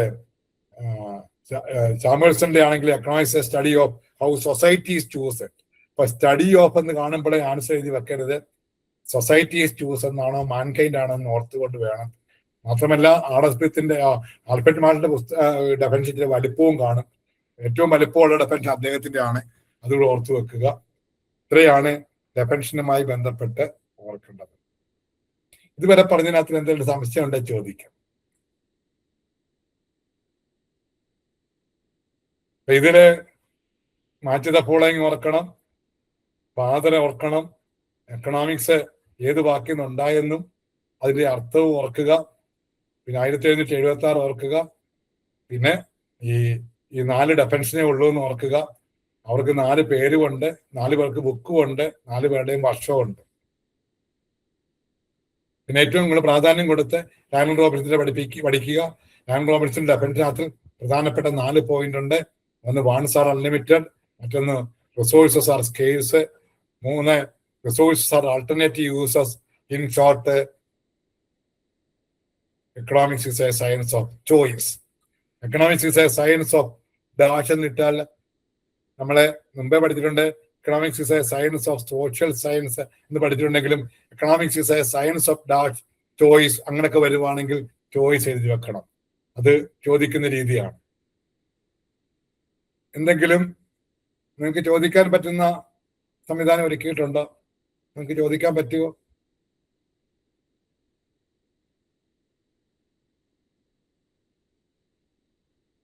മൈക്ക് ഓൺ ആണ് സർ. മൈക്ക് ഓൺ ആണോ? അതെ. അവർക്ക് എന്തെങ്കിലും ചോദിക്കാനുണ്ടെങ്കിൽ ചോദിക്കുക. അല്ലെങ്കിൽ നമ്മള് 1 മിനിറ്റ് കഴിഞ്ഞ് നിങ്ങൾ ചിലപ്പോ ഒന്നും പറഞ്ഞില്ലെങ്കിൽ ഞാൻ അടുത്ത് അങ്ങ് തുടങ്ങും. ഒന്നും ചോദിക്കാനില്ല എന്നുള്ളത് കൊണ്ട്. പ്രത്യേകിച്ച് ഒന്നുമില്ല സാറേ. ഓക്കെ. എന്തായാലും മനസ്സിലാക്കുന്നതിന് വല്ല പ്രശ്നമുണ്ടോ? ഇല്ല, ക്ലിയർ ആണ്. ഓക്കെ. അടുത്തത് നമ്മൾ പഠിക്കുന്നത് വേറൊരു ഭാഗമാണ്. അപ്പൊ ഡെഫിനിഷൻ തീർന്നു. ഇക്കണോമിക്സ് എന്ന് പറയുന്നത് ഒരു കാലഘട്ടത്തിൽ ആഡം സ്മിത്തിന്റെ കാലഘട്ടത്തിലും ആൽഫ്രഡ് മാർഷിന്റെ കാലഘട്ടത്തിലും എക്കണോമിക്സ് എന്ന് മാത്രമേ പഠിക്കുന്നുണ്ടായിരുന്നു. പക്ഷെ പിന്നീട് കാലം മാറിക്കഴിഞ്ഞപ്പോഴത്തേക്കും ലോകത്തുണ്ടായ ഒരുപാട് മാറ്റവും രാജ്യത്തുണ്ടായ സാമ്പത്തിക തകർച്ച, പല രാജ്യങ്ങളും സാമ്പത്തികമായിട്ട് തകർച്ച ഉണ്ടായി. നമ്മുടെ ഈ ബിസിനസ് സൈക്കിൾ എന്ന് പറഞ്ഞത് പഠിക്കും. 1936 കാലഘട്ടത്തിലൊക്കെ 1936 നമ്മൾ പറയും. പിന്നെ ഇപ്പൊ ഞാൻ വേഗമായിട്ട് പറയുന്നെങ്കിലും നിങ്ങൾ വലുതായിട്ട് പുറത്ത് വെക്കണം, പിന്നെ വരുന്നുണ്ട്. അതായത് 1930s എന്നറിയപ്പെടും. 1930കളിൽ വലിയ ഡിപ്രഷൻ ഉണ്ടായി, ഗ്രേറ്റ് ഡിപ്രഷൻ ഉണ്ടായി.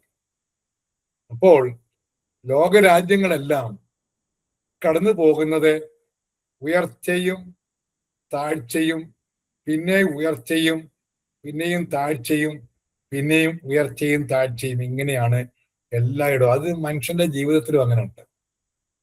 ഒരിക്കലും ഒരുത്തനും എന്നും ഉയർന്നു തന്നെ മുന്നോട്ട് പോയിട്ടില്ല. ആർക്കും ഒരു പ്രയാസം ഉണ്ടാകാത്തവരാരുമില്ല. അത് സാമ്പത്തികമായിട്ടാകാം, മാനസികമായിട്ടാകാം, വിദ്യാഭ്യാസപരമായിട്ടാകാം, കുടുംബപരമായിട്ടാകാം, സന്തോഷപരമായിട്ടാകാം. എല്ലാം ഉയർച്ചയും താഴ്ചയും ഉണ്ട്. ഇങ്ങനെ സാമ്പത്തിക മേഖലയിലും രാജ്യങ്ങളിലും ഉയർച്ചയും താഴ്ചയുണ്ട്. പുരോഗതിയിൽ സാമ്പത്തികമായിട്ട് രാജ്യത്തിന്റെ സന്തോഷമല്ല, വ്യക്തികളുടെ സന്തോഷം എന്താ പറഞ്ഞാൽ ഉയർച്ചയും താഴ്ചയൊക്കെ ഉള്ളത്. പക്ഷെ സാമ്പത്തികമായിട്ട് രാജ്യത്ത് ഉയർച്ചയും താഴ്ചയും ഉണ്ടാകും. അങ്ങനെ ഉണ്ടാകുന്നതിനെയാണ് നമ്മൾ ബിസിനസ് സൈക്കിൾ എന്ന് പറയുന്നത്, ട്രേഡ് സൈക്കിൾ എന്നൊക്കെ പറയും.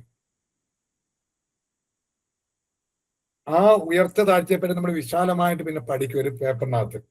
എങ്കിലും ഇവിടെ പറയുന്നത് ഒരു കാലത്ത് അല്പം താണു പോയി കഴിഞ്ഞാൽ ഒരിക്കലും അങ്ങനെ ഇരിക്കത്തില്ല. കാരണം നിങ്ങൾക്കറിയാം, ഇപ്പൊ നമ്മുടെ നാട്ടിൽ തന്നെ ഒരു കാലഘട്ടത്തിൽ വലിയ പ്രമാണിമാരായിട്ട് ജീവിച്ചിരുന്ന ആൾക്കാരുണ്ട്.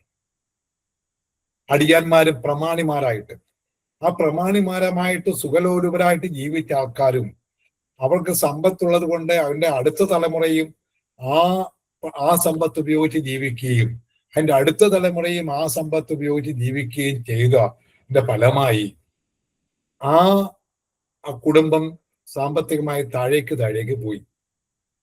ആ കാലഘട്ടത്തിൽ ആ വീടുകളിലൊക്കെ കുടുംബകാര്യങ്ങൾ നോക്കി ജോലി ചെയ്ത് ജീവിച്ചിരുന്ന ആൾക്കാർ വളരെ താണ ജീവിതം നയിച്ചതായതുകൊണ്ട് അവരുടെ മക്കൾ അല്പമെങ്കിലും ഉയർന്ന ജീവിതത്തിലേക്ക് പോകണമെന്നുള്ളത് കൊണ്ട് അവര് കൂടുതൽ ഉയർച്ചയിലേക്ക് പോകാൻ ശ്രമിച്ചു.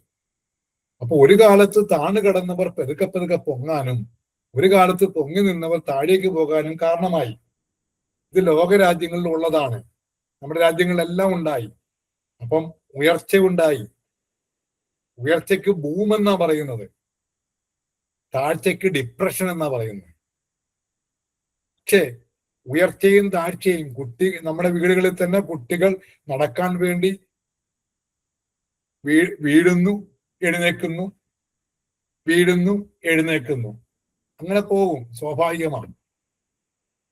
അത് ആർക്കും പേടിക്കേണ്ട കാര്യമില്ല, ലോകരാജ്യങ്ങളിലൊക്കെ ഉണ്ടാകുന്നതാണ്. പക്ഷെ 30കളിൽ സംഭവിച്ചത്, കുട്ടിയുടെ കാര്യം പറയുവാണെങ്കിൽ നടന്ന് പോയി വീണതൊരു കുഴിയിലേക്കായി പോയി, പെട്ടെന്ന് എഴുന്നേക്കാൻ പറ്റത്തില്ലല്ലോ.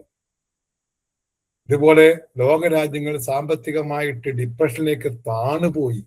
അതാണ് ഗ്രേറ്റ് ഡിപ്രഷൻ. പൊങ്ങാൻ പറ്റുന്നില്ല.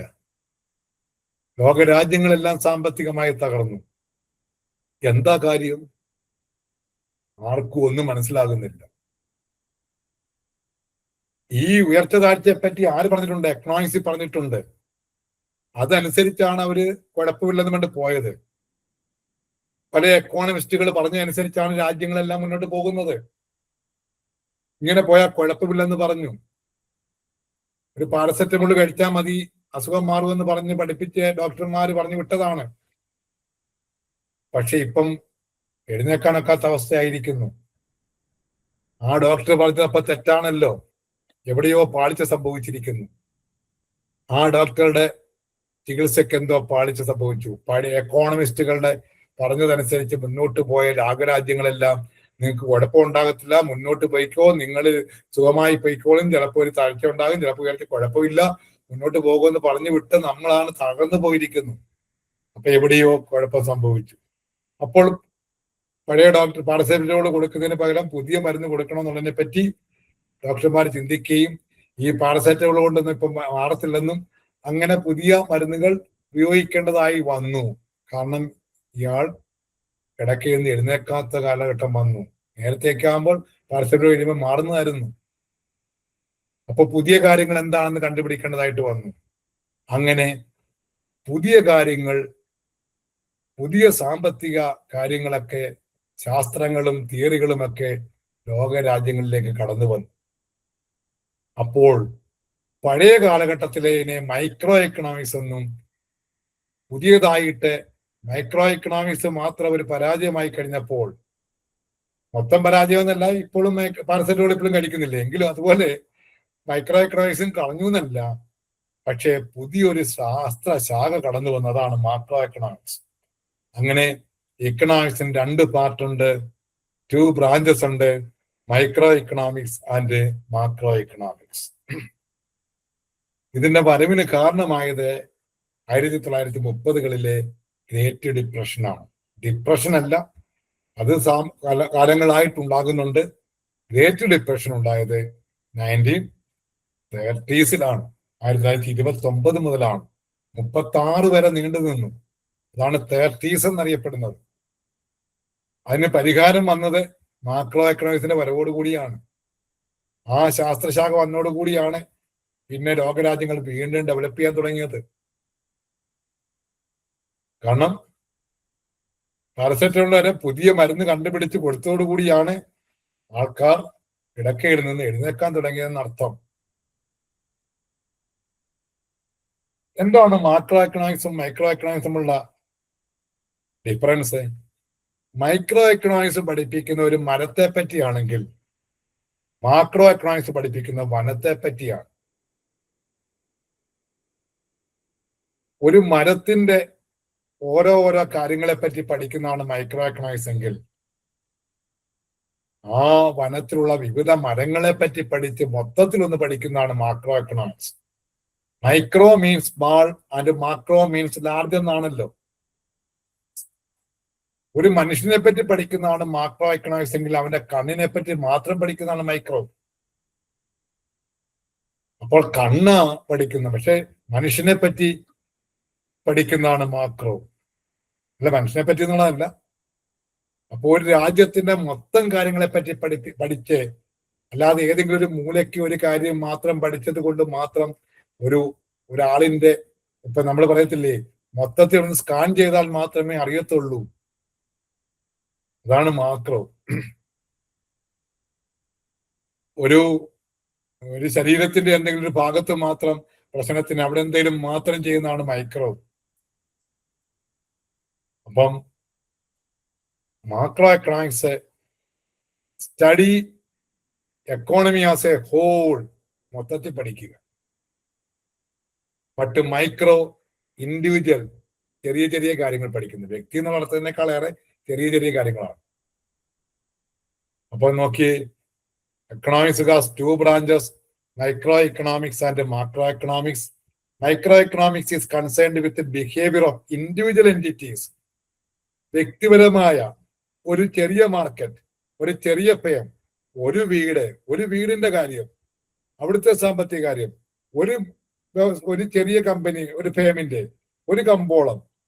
മാക്രോ അല്ല, എല്ലാ വ്യക്തികളുടെയും എല്ലാ ഫേമിന്റെയും എല്ലാ കമ്പോളവും കൂടെ പഠിക്കുന്നത്. Micro economics demand, supply, price. ഒരു മാർക്കറ്റിലെ സാധനത്തിന്റെ ആവശ്യക്കാർ ഒരു മാർക്കറ്റിൽ എന്തുമാത്രം സാധനം സപ്ലൈ ചെയ്യുന്നു, അതിന് എങ്ങനെയാണ് അവിടുത്തെ വിലയെ ഡിമാൻഡ് സപ്ലൈ എങ്ങനെ നിയന്ത്രിക്കുന്നു. ഇപ്പൊ ചെറിയ കാര്യങ്ങൾ, ഒരു ഡിമാൻഡ്, ഒരു കമ്പോളത്തിലെ ഡിമാൻഡ്, അല്ലെ ഒരു വ്യക്തിയുടെ ഡിമാൻഡ്, ഒരു വ്യക്തിയുടെ സപ്ലൈ, അല്ലെ ഒരു കമ്പോളത്തിലെ സപ്ലൈ, ആ കമ്പോളത്തിലെ വില, അല്ലെ ഒരു സാധനത്തിന്റെ വില, ഇങ്ങനെയൊക്കെ പഠിക്കുന്നതാണ്. അപ്പോൾ ചുരുങ്ങി പഠിച്ച് ലോകത്ത് മൊത്തം കാര്യങ്ങളെ പറ്റി ഒരു മൊത്തത്തിലുള്ള ഐഡിയ ഉണ്ടെങ്കിൽ മാത്രമേ നമുക്ക് മുന്നോട്ട് പോകാനൊക്കത്തുള്ളൂ. ആന എന്താണെന്നറിയാതെ എങ്കില് ആനയുടെ ഒരു തുമ്പിക്കൈ മാത്രം വരച്ച് കാണിച്ചിട്ട് ഇതാണ് ആനയെന്ന് പറഞ്ഞാൽ നമുക്ക് ആനയെ പേടിക്കേണ്ടി വരുന്നില്ല. ആന ഇത്രയ്ക്കത്തെ കാര്യമുള്ളൂ, ഒരു ചെറിയ തൂണ് പോലൊരു സാധനമാണ്, അല്ലെങ്കിൽ ഒരു ട്രങ്ക് പോലൊരു സാധനം ആനയെന്ന് പറഞ്ഞ് നമുക്ക് മുന്നോട്ട് പോയി കഴിഞ്ഞാൽ യഥാർത്ഥ ആന വരുമ്പോൾ നമുക്ക് അപകടം സംഭവിക്കും. അപ്പൊ ആനയാണ് മാക്രോ എക്കണോമിക്സ്. അതിനെപ്പറ്റി പഠിക്കണം.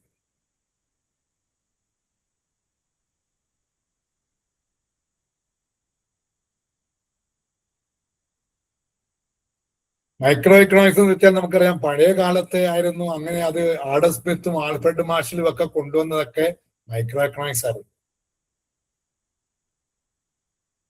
ബേസിക്കലി ആഡം സ്മിത്ത് ആണെങ്കിലും ചില ബുക്കുകളിലൊക്കെ ആൽഫ്രഡ് മാർഷലിന്റെയും കൂടി മൈക്രോ എക്കണോമിക്സിന്റെ പ്രാധാന്യമായിട്ട് പറയുന്നുണ്ട്. കാരണം 1776 1890 കാലഘട്ടത്തിലാണ് micro economics studies how house holds and firm make decision. ഒരു വീട്ടിൽ എങ്ങനെ തീരുമാനമെടുക്കുന്നു. കേൾക്കാൻ പറ്റുന്നുണ്ടോ? ഉണ്ട് സർ. ഉണ്ടല്ലോ. അവിടെ കറണ്ട് കട്ടിൻ്റെതായ ചില ക്ലിയർ പ്രശ്നം ആണ്. വരുമ്പോൾ okay. Micro economic studies how house hold, ഒരു വീട്ടിലെ കാര്യങ്ങളാണ് തീരുമാനിക്കുന്നത്. വീട്ടിൽ എന്ത് വാങ്ങിക്കണം, വില കൂടിയാൽ കുറച്ച് വാങ്ങിക്കും, വില കുറഞ്ഞാൽ കൂടുതൽ വാങ്ങിക്കും, എന്തുമാത്രം വിൽക്കണം, വില കൂടുതലാണെങ്കിൽ കൂടുതൽ വിൽക്കാൻ നമുക്ക് നോക്കണം. വിൽക്കേണ്ട ആൾക്കാർ വില കുറഞ്ഞാൽ കുറച്ച് വിറ്റിട്ട് പോകണം. കൊച്ചൻ കടയിലേക്ക് സാധനം വിൽക്കാൻ വേണ്ടി പോകുന്നു, മാങ്ങ വിൽക്കാൻ വേണ്ടി വിടുന്നെന്ന് പറയും. വില മോനെ 10 രൂപ കൂടുതലാണെങ്കിൽ മൊത്തം വിറ്റിട്ട് പോരെ, 10 കുറവാണെങ്കിൽ മോൻ അത് മൊത്തം വിൽക്കണ്ട, വില ഇങ്ങനെ തിരിച്ചു കൊണ്ടുവന്നാലും വേണ്ടവില്ല. വാങ്ങാൻ പോകുന്ന ആൾക്കാരോട് പറയുന്നു. ഫേമുകൾ, ഒരു കമ്പനി, അവർ ഉത്പാദനം എന്തുമാത്രം വേണം,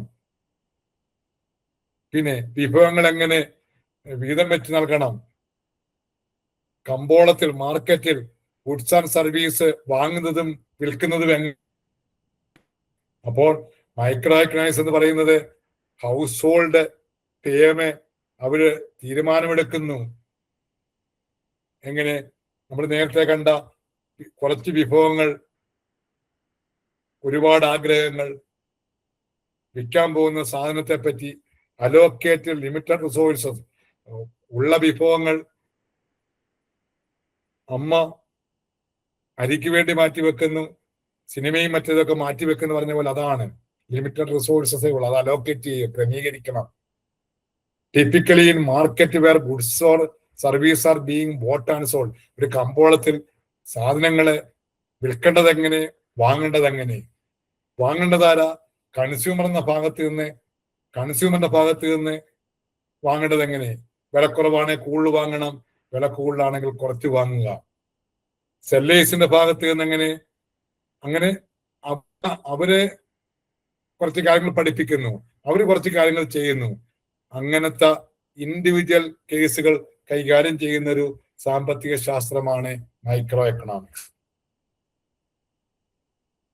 മാക്രോ എക്കണോമിക്സോ അതും എക്കണോമിക്സിന്റെ ഒരു ബ്രാഞ്ച് തന്നെയാണ്.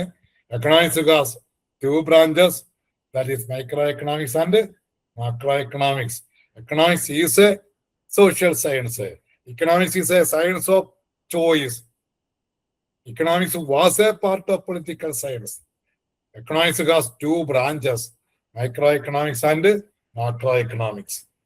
ഇവിടെ മാക്രോ എക്കണോമിക്സ് അത് കൈകാര്യം ചെയ്യുന്നത് national, regional and economy as a whole, ഒരു രാജ്യത്തിന്റെ മൊത്തം, ഒരു പ്രദേശത്തിന്റെ മൊത്തം, ഒരു മൊത്തത്തിൽ എക്കോണമി ആസ് എ ഹോൾ, മൊത്തത്തിൽ സമ്പത്തിനെ പറ്റി പഠിപ്പിക്കുന്നതാണ്. ഒരു macro concerned with overall performance of economy, എക്കോണമിയുടെ മൊത്തത്തിലുള്ള പെർഫോമൻസിനെ പറ്റി പഠിക്കുന്നത്. ഒരു ഇൻഡിവിജ്വലിന്റെ പെർഫോമൻസ് അല്ല, ഒരു ഫേമിന്റെ പെർഫോമൻസ് അല്ല, ഒരു മാർക്കറ്റിന്റെ അല്ല. ഇത് ഡെവലപ്പ് ചെയ്തത്, മാക്രോ എക്കണോമിക്സ് ഡെവലപ്പ് ചെയ്തത് JM കെയ്ൻസ് ആണ്. നമ്മളിതില് 1930-കളിൽ 1930-കളിൽ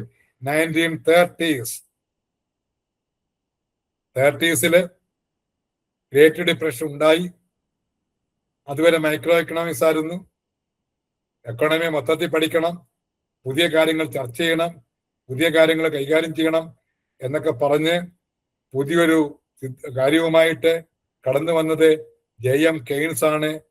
അദ്ദേഹത്തിന്റെ സംഭാവനയാണ് മാക്രോ എക്കണോമിക്സ്. അദ്ദേഹം അതിനുവേണ്ടി ഒരു പുസ്തകം എഴുതി 1936. അതാണ് ജനറൽ തിയറി എന്നറിയപ്പെടും. General theory. നമ്മുടെ വെൽത്ത് ഓഫ് നേഷന്റെ an enquiry into the nature and cause of wealth of nation എന്നാണല്ലോ അതിനെ വെൽത്ത് ഓഫ് നേഷൻ ചുരുക്കപ്പേരിൽ അറിയപ്പെടുമല്ലോ. എന്ന് പറഞ്ഞ പോലെ ഇതും വലിയൊരു പേരാണ്. General theory of employment, interest and money എന്നാണ്. അദ്ദേഹത്തിന്റെ ഇൻട്രസ്റ്റ് തിയറിയൊക്കെ നമുക്ക് പഠിക്കാനുണ്ട് ഈ പുസ്തകത്തിലെ. അത് പിന്നെ ബാലൻസ് ആയിട്ട് പഠിക്കാൻ കിടക്കുന്നു. ഇതിന്റെ ഇവിടെ ഈ ചാപ്റ്ററിലല്ല. General theory of employment, interest and money എന്ന അദ്ദേഹത്തിന്റെ പുസ്തകത്തിന്റെ പേര് 1936 എഴുതിയത്. അതിനെ ജനറൽ തിയറി എന്ന ചുരുക്കപ്പേരിൽ അറിയപ്പെടുന്നത്. അന്ന് മുതലാണ് മാക്രോ എക്കണോമിക്സ് ഉണ്ടാകുന്നത്. അപ്പൊ മാക്രോ എക്കണോമിക്സ് ഡെവലപ്പ് ചെയ്ത് ജെ.എം. കെയ്ൻസ് ആണ്. പ്രത്യേകിച്ച് ഓർക്കണം. പുസ്തകം പിന്നെയും നമ്മൾ കേൾക്കും. അദ്ദേഹത്തിന്റെ തിയറി ഓഫ് ഇൻട്രസ്റ്റ് പറയുമ്പോൾ വീണ്ടും നമ്മൾ ഒന്നുകൂടെ പറയും. General theory of employment, interest and money 1936.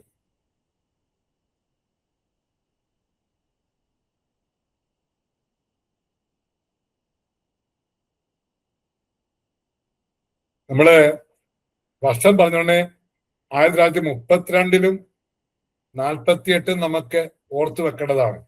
അതിനോടൊപ്പം ഇടയ്ക്കുള്ളതാണ് 1936. ഇതുമായി ബന്ധപ്പെട്ടതല്ല. അപ്പൊ 32, 36, 48 ഈ 1900 കാലഘട്ടത്തിലെയാണ്. 1700, 1800 എന്നൊക്കെ പറയുന്ന വർഷങ്ങളൊന്നും നമുക്ക് വലുതായിട്ട് പഠിക്കാനില്ല. ആകെ 2 പഠിക്കാനുള്ളൂ. വർഷങ്ങൾ അഥവാ വരുവാണെങ്കിൽ 1900-ങ്ങളും 2000-ന്റെയും വരത്തുള്ളൂ. ഇത് രണ്ടും സെപ്പറേറ്റ് ആയിട്ട് 2 വർഷം. 1900-ന് ശേഷമുള്ള വരുമ്പോൾ നമുക്ക് ഓർക്കാനുള്ളത് 32 ഉണ്ട്, 36 ഉണ്ട്, 48 ഉണ്ട്. 36 ഏതാ? ഇപ്പൊ ഈ പറഞ്ഞത്.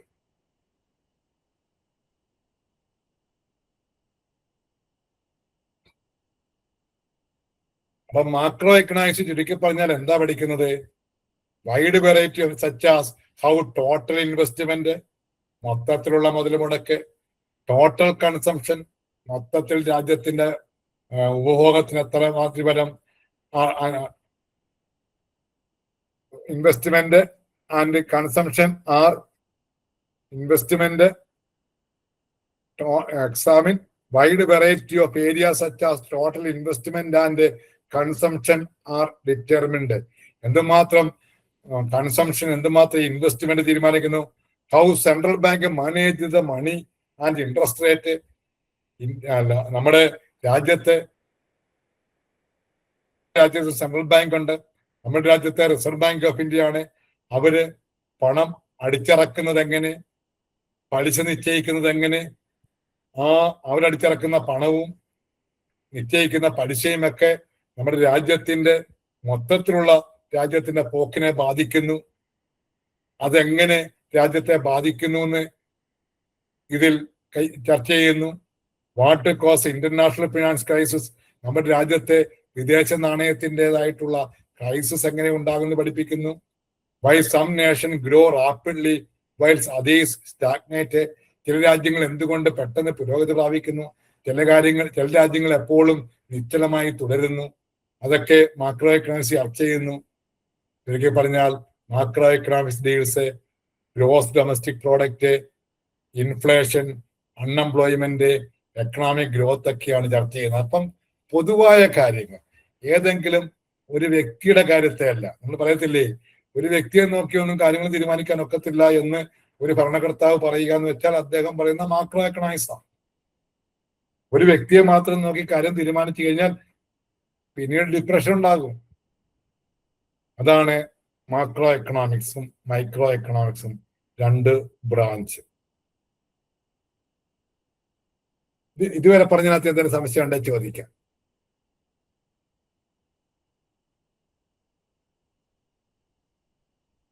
ഇതൊന്ന് കേട്ടിട്ട് നിങ്ങളൊന്ന് വായിക്കുമ്പോൾ നിങ്ങൾക്ക് ഇവിടെ കിട്ടിക്കോളും, കുഴപ്പമൊന്നും വരത്തില്ല. പക്ഷെ ഉടൻ തന്നെ ഒന്ന് വായിച്ചേക്കണം, മാറ്റിവെക്കരുത്. കേട്ടത് പിന്നെ വിട്ടുപോകും. അതുകൊണ്ടാണ് തൽക്കാലം തന്നെ വായിച്ചേക്കാന്നുണ്ടെങ്കിൽ പിന്നെ വിട്ടുപോകത്തില്ല. അടുത്തത്, ഒരു രാജ്യം നേരിടുന്ന പ്രശ്നം എന്താ? ഒരു രാജ്യത്തിനോട് ചോദിക്കുന്ന, കാരണം wants are unlimited but resources are scarce. ആ ഒരു കാര്യം എപ്പോഴും നമ്മുടെ ഒരു മനസ്സിൽ എക്കണോമിക്സ് പഠിക്കുമ്പോൾ ഉണ്ടാകണം. Enquiry into the nature and cause of wealth of nation, അതൊന്നും ഒരു ഓർത്തിരിക്കേണ്ട കാര്യമില്ല. Economics study of mankind, the ordinary business, അത് നമ്മുടെ മനസ്സിൽ വെക്കണമെന്നില്ല. Economics is a science how distribute, അതൊന്നും ഇല്ല. അതിനേക്കാൾ ഏറെ ലയണൽ റോബിൻസിന്റെ ആ ഡെഫിനിഷൻ പല സമയത്തും നമ്മുടെ മനസ്സിൽ പല കാര്യത്തിലും. മാക്രോ എക്കണോമിക്സിന്റെ ഡെഫിനേഷൻ ആരുടെ ഡെഫിനേഷനാ സാറേ? ഇതെന്നാ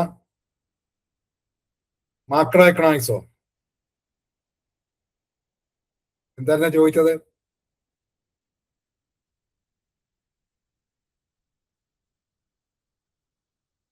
എന്നോട് ചോദിക്കാവോ?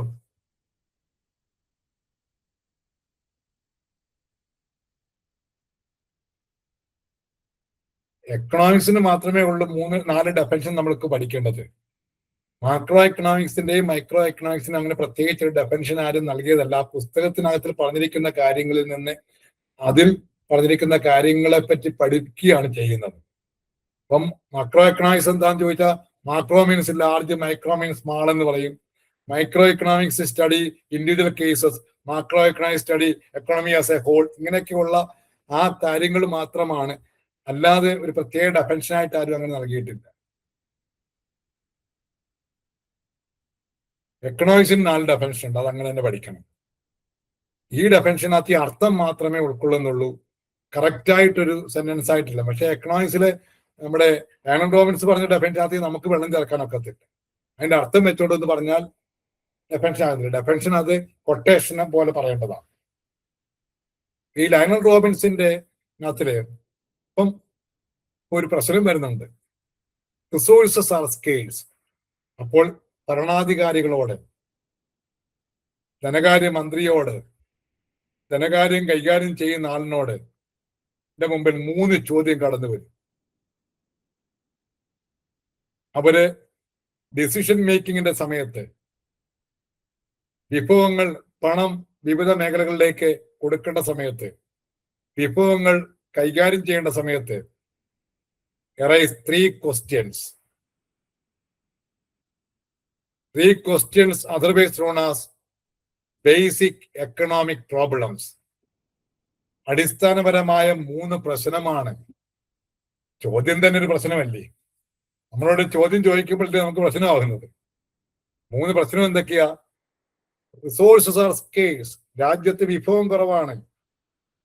കുറച്ച് കൽക്കരിയും കുറച്ച് പെട്രോളിയവും കുറച്ച് മറ്റ് കാർഷിക ഉപകരണങ്ങളും കാർഷിക വിഭവങ്ങളും കുറച്ച് ഒക്കെ ഉള്ളു നമ്മുടെ രാജ്യത്ത്. അപ്പോൾ ആ ഇപ്പൊ തന്നെ കുറച്ച് ഭൂമിയുണ്ട്. ആ ഭൂമിക്കകത്തിൽ കൃഷി ചെയ്യണോ, അതോ ബോംബും അതുപോലെ തന്നെ രാജ്യങ്ങളെ ആക്രമിക്കാനുള്ള ആയുധങ്ങൾ ഉത്പാദിപ്പിക്കണോ ആ ഭൂമിയിൽ വെച്ച് ഉള്ള പൈസ ഉപയോഗിച്ചുകൊണ്ട്? ഒരു ചോദ്യം കടന്നു വരിക. അതാണ് വാട്ട് ഇറ്റ് പ്രൊഡ്യൂസ്. അപ്പോൾ ഒരാൾ പറയുകയാണ്, കർഷകന് അതുകൊണ്ട് ആ ഉള്ള പൈസ ഉപയോഗിച്ചുകൊണ്ട് കൃഷി ചെയ്യേ, അപ്പൊ നമ്മള് ആഹാരമാകത്തില്ലേ? അപ്പോൾ ആഹാരം കഴിച്ച് വയറ് ഫുള്ളാക്കി വെച്ചിട്ട് പാകിസ്ഥാൻ ആക്രമിക്കാൻ വരുമ്പോൾ ഈ വയറ് കാണിച്ചാൽ മതിയോ? അപ്പം മറ്റേതും വേണം. അങ്ങനെയെങ്കിൽ ഇന്ന് അങ്ങ് ബോംബുണ്ടാക്കിക്കോ. ബോംബുണ്ടാക്കിയാൽ വിശക്കുന്നതിനെടുത്ത് കഴിക്കാൻ പറ്റുമോ? അതാണ് സാമ്പത്തിക കാര്യങ്ങൾ ചർച്ച ചെയ്യുന്നത്. അപ്പോൾ സാമ്പത്തികം, ഒരു രാജ്യത്ത് ധനകാര്യം കൈകാര്യം ചെയ്യുന്ന ഒരു മന്ത്രി അല്ലെങ്കിൽ ഒരു ഭരണാധികാരി വിഭവങ്ങൾ കണക്കെടുത്തിട്ടുണ്ടാകും.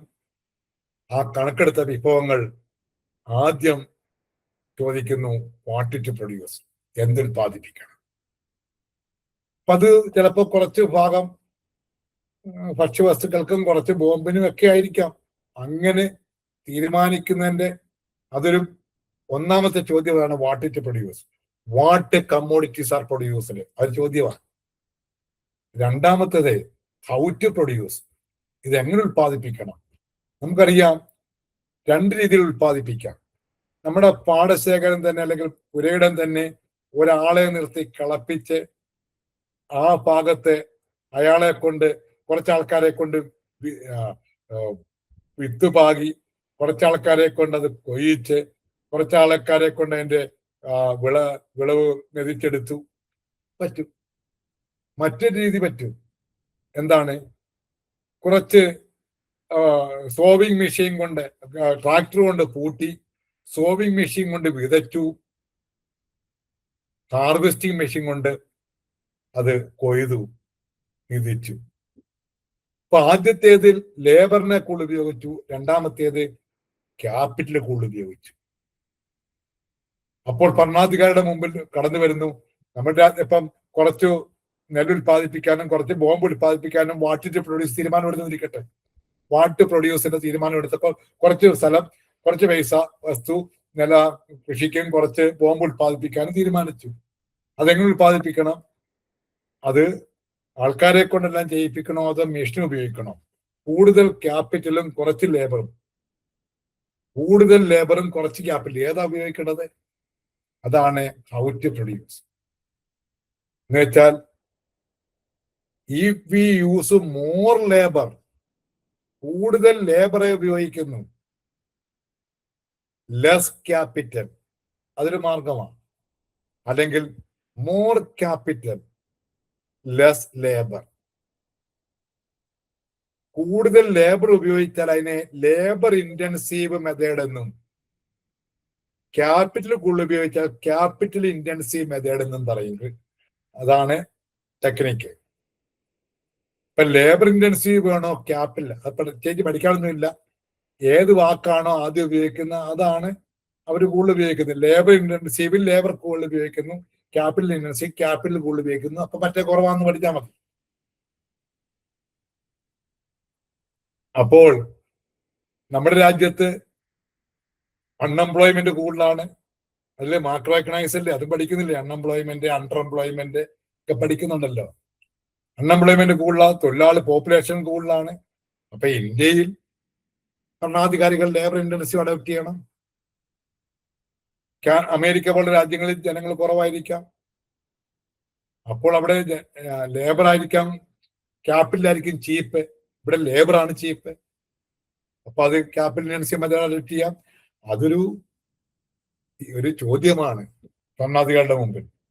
മറ്റൊന്ന് ഫോർ ഹൂം ടു പ്രൊഡ്യൂസ്,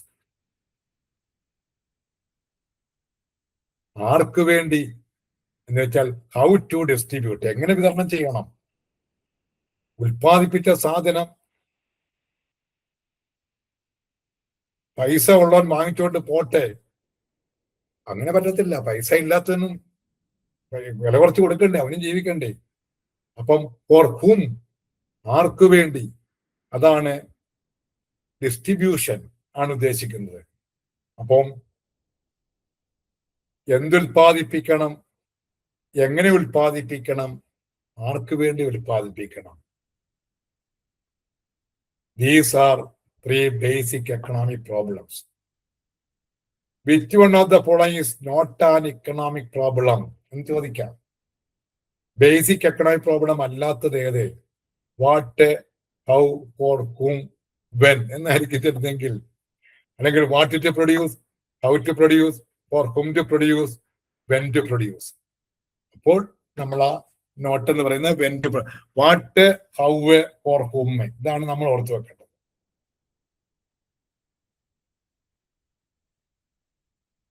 ഈ ചോദ്യത്തിന്റെ ഉത്തരമാണ് ഭരണാധികാരികൾ ഉൽപാദന മേഖലയിൽ, രാജ്യത്തിന്റെ സാമ്പത്തിക മേഖലയിലൊക്കെ കൈകാര്യം ചെയ്തു പോകുന്നത്. ഈ ചോദ്യത്തിന്റെ ആൻസറാണ് കണ്ടെത്തുന്നത്.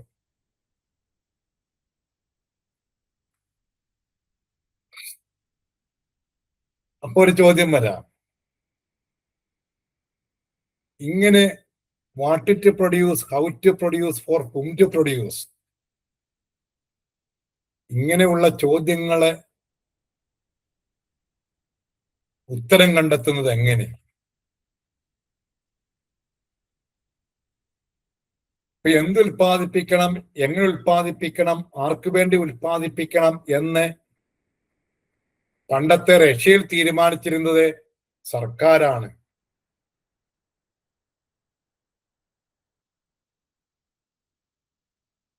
ഈ കാര്യങ്ങൾ USA തീരുമാനിച്ചത് ഭരണാധികാരികളെ അല്ല. കമ്പോളം അതിനെ അനുസരിച്ച് തീരുമാനിച്ചോളൂ. അത് ഞാൻ പറഞ്ഞുതരാം പിന്നീട്. കമ്പോളം തീരുമാനിച്ചോളൂ എന്നാണ്.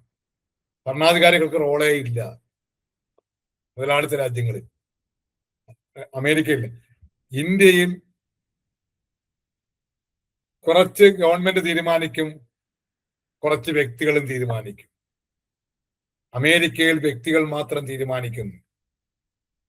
റഷ്യയിൽ സ്റ്റേറ്റ് ഗവൺമെന്റ് തീരുമാനിക്കുന്നു.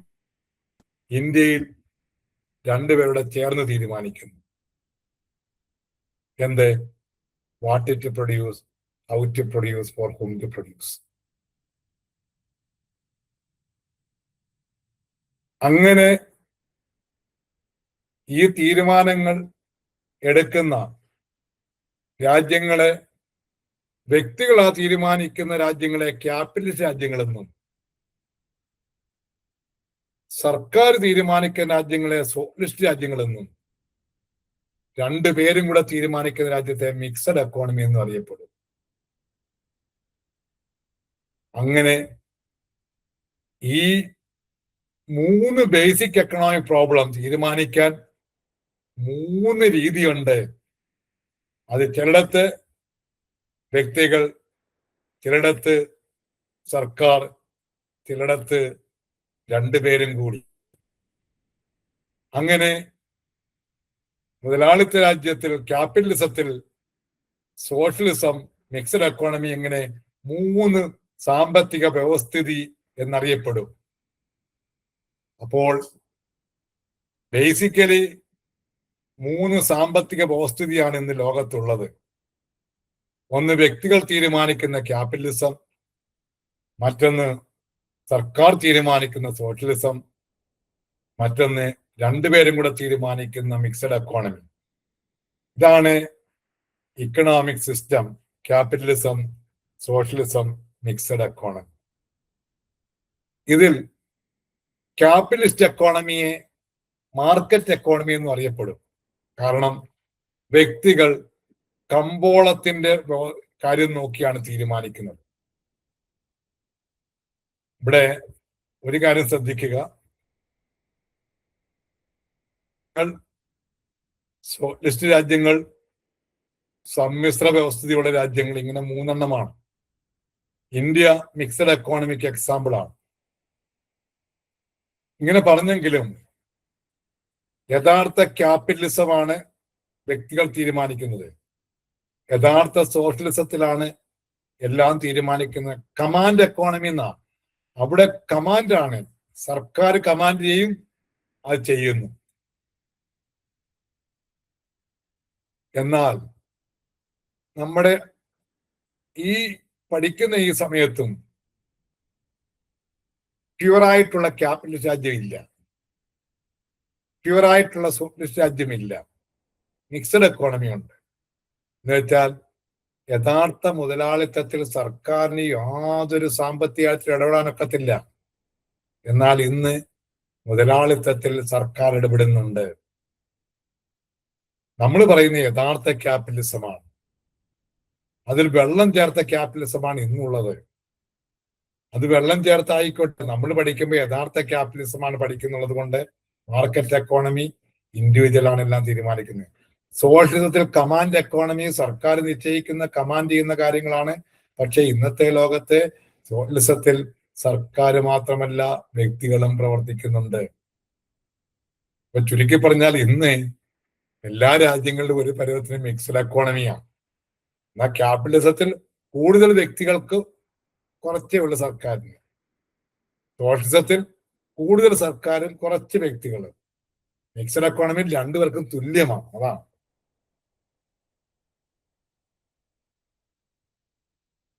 മാർക്കറ്റ് എക്കോണമി എന്ന് വെച്ചാൽ, ക്യാപിറ്റലിസ്റ്റ് എക്കോണമിയുടെ പ്രത്യേകിച്ച് എന്ന് വെച്ചാൽ individuals and private firm make the major decision about the production and the consumption, what to produce, how to produce, for whom to produce. That can be determined by private firm or individuals in a capitalist economy or market economy. ഒരു രാജ്യത്തിന്റെ major decision ആണ്, basic problem ആണ് production and consumption. That can be determined by private firm or individuals in a market economy or capitalist economy.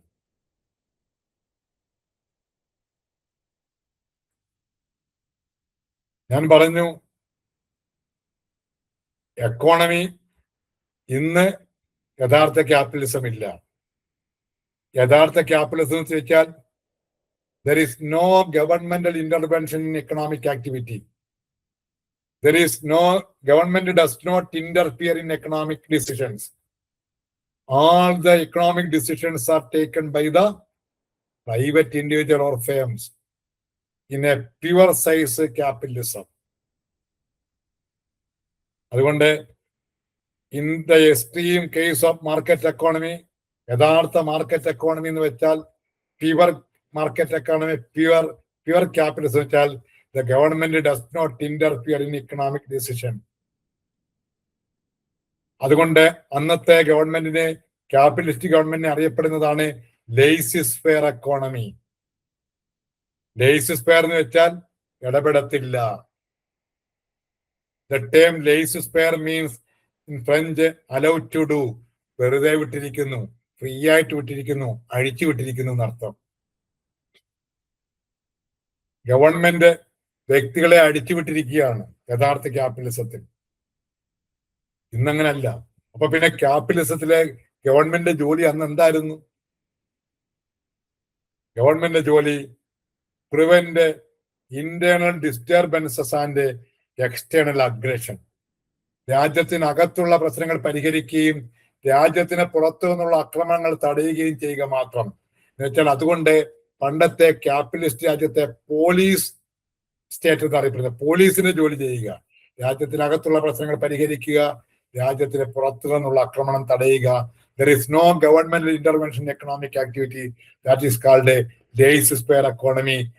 Allowed to do, free ആയിട്ട് വിടുക. That is the extreme form of market economy, pure form of capitalism. ഇന്ന് ആ capitalism ഇല്ല. അങ്ങനത്തെ എന്തെങ്കിലും ചോദിക്കാനുണ്ടെങ്കിൽ ചോദിക്കാം. തൽക്കാലം നമുക്ക് നിർത്താൻ വേണ്ടിയാണ്. എന്തെങ്കിലും സംശയം ഉണ്ടെങ്കിൽ ചോദിക്കാം.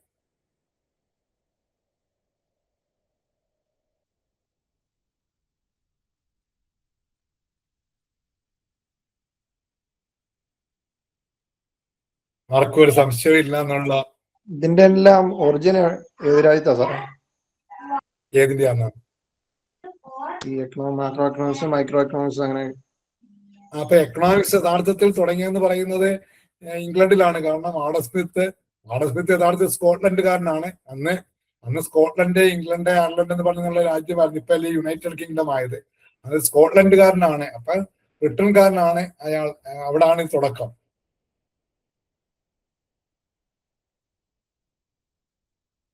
ആ ശാസ്ത്രം നേരത്തെ ഉള്ളതാണ്. പൊളിറ്റിക്സിന്റെ ഭാഗമായി പഠിക്കുന്നതായിരുന്നു. ഒരു ഇൻഡിപെൻഡന്റ് ശാസ്ത്രമാക്കി എന്നുള്ളതേ ഉള്ളൂ. അല്ലാതെ ഈ വിഷയം പ്രത്യേകിച്ച് ആർക്കും കണ്ടുപിടിക്കാൻ പറ്റിയതല്ല. അത് ഡെവലപ്പ് ചെയ്തു കൊണ്ടുവന്നു, സെപ്പറേറ്റ് ആയിട്ട് കൊണ്ടുവന്നതാണ് ആഡം സ്മിത്ത്. പണ്ട് പൊളിറ്റിക്കൽ സയൻസിന്റെ ഭാഗമായിട്ട് പണ്ട് സാമ്പത്തിക ശാസ്ത്രം പഠിക്കുന്നുണ്ട്. പക്ഷെ ഇതിപ്പോ നമ്മുടെ യഥാർത്ഥത്തിൽ എക്കണോമിക്സ് എവിടെയാ? ഈ എക്കണോമിക്സിന്റെ വിഷയം യഥാർത്ഥത്തിൽ രൂപം കൊണ്ട് എവിടെന്ന് ചോദിച്ചാൽ അത് ബ്രിട്ടനാണ്. അല്ലെങ്കിൽ അത് യഥാർത്ഥത്തിൽ പറഞ്ഞാൽ സ്കോട്ട്ലൻഡിലെ ആണ് നമ്മുടെ ആഡം സ്മിത്തിന്റെ ജന്മസ്ഥലം. വേറെന്തെങ്കിലും സംശയം ഉണ്ടോ? അപ്പൊ നിങ്ങള് ഇത് ഒരു ചെറിയ രൂപരേഖ പോലെ മനസ്സിൽ ഉൾക്കൊണ്ട് പഠിക്കുക. നമുക്ക് പരീക്ഷയ്ക്ക് മാർക്ക് വാങ്ങിക്കുക എന്നുള്ളതാണ് കൂടുതൽ എന്നുള്ളത് കൊണ്ട്. പിന്നെ നമ്മള് കുറച്ചൊക്കെ നിങ്ങൾ ഓർമ്മയിരിക്കണം എന്നുണ്ടെങ്കിൽ അത് പറയാതിരുന്നു കഴിഞ്ഞ് വെറും മാർക്കറ്റ് എക്കോണമി കമാൻഡ് അടുത്ത് അർത്ഥം പറഞ്ഞു പോയാൽ നിങ്ങൾക്ക് അത് വേണ്ടതുപോലെ ഓർത്തിരിക്കാനൊക്കത്തില്ല എന്നുള്ളത് കൊണ്ടാണ് കുറച്ച് പറയുന്നത്. അത് കുറച്ച് കാര്യം കൊണ്ട് പറഞ്ഞു പോകുന്നത്. അത് നിങ്ങൾക്ക് പരീക്ഷയ്ക്ക് പ്രയോജനം ചെയ്യും എന്നുള്ളത് കൊണ്ടാണ്. അതുകൊണ്ട് തൽക്കാലം നമുക്കിപ്പം നിർത്താം. Okay, thank you.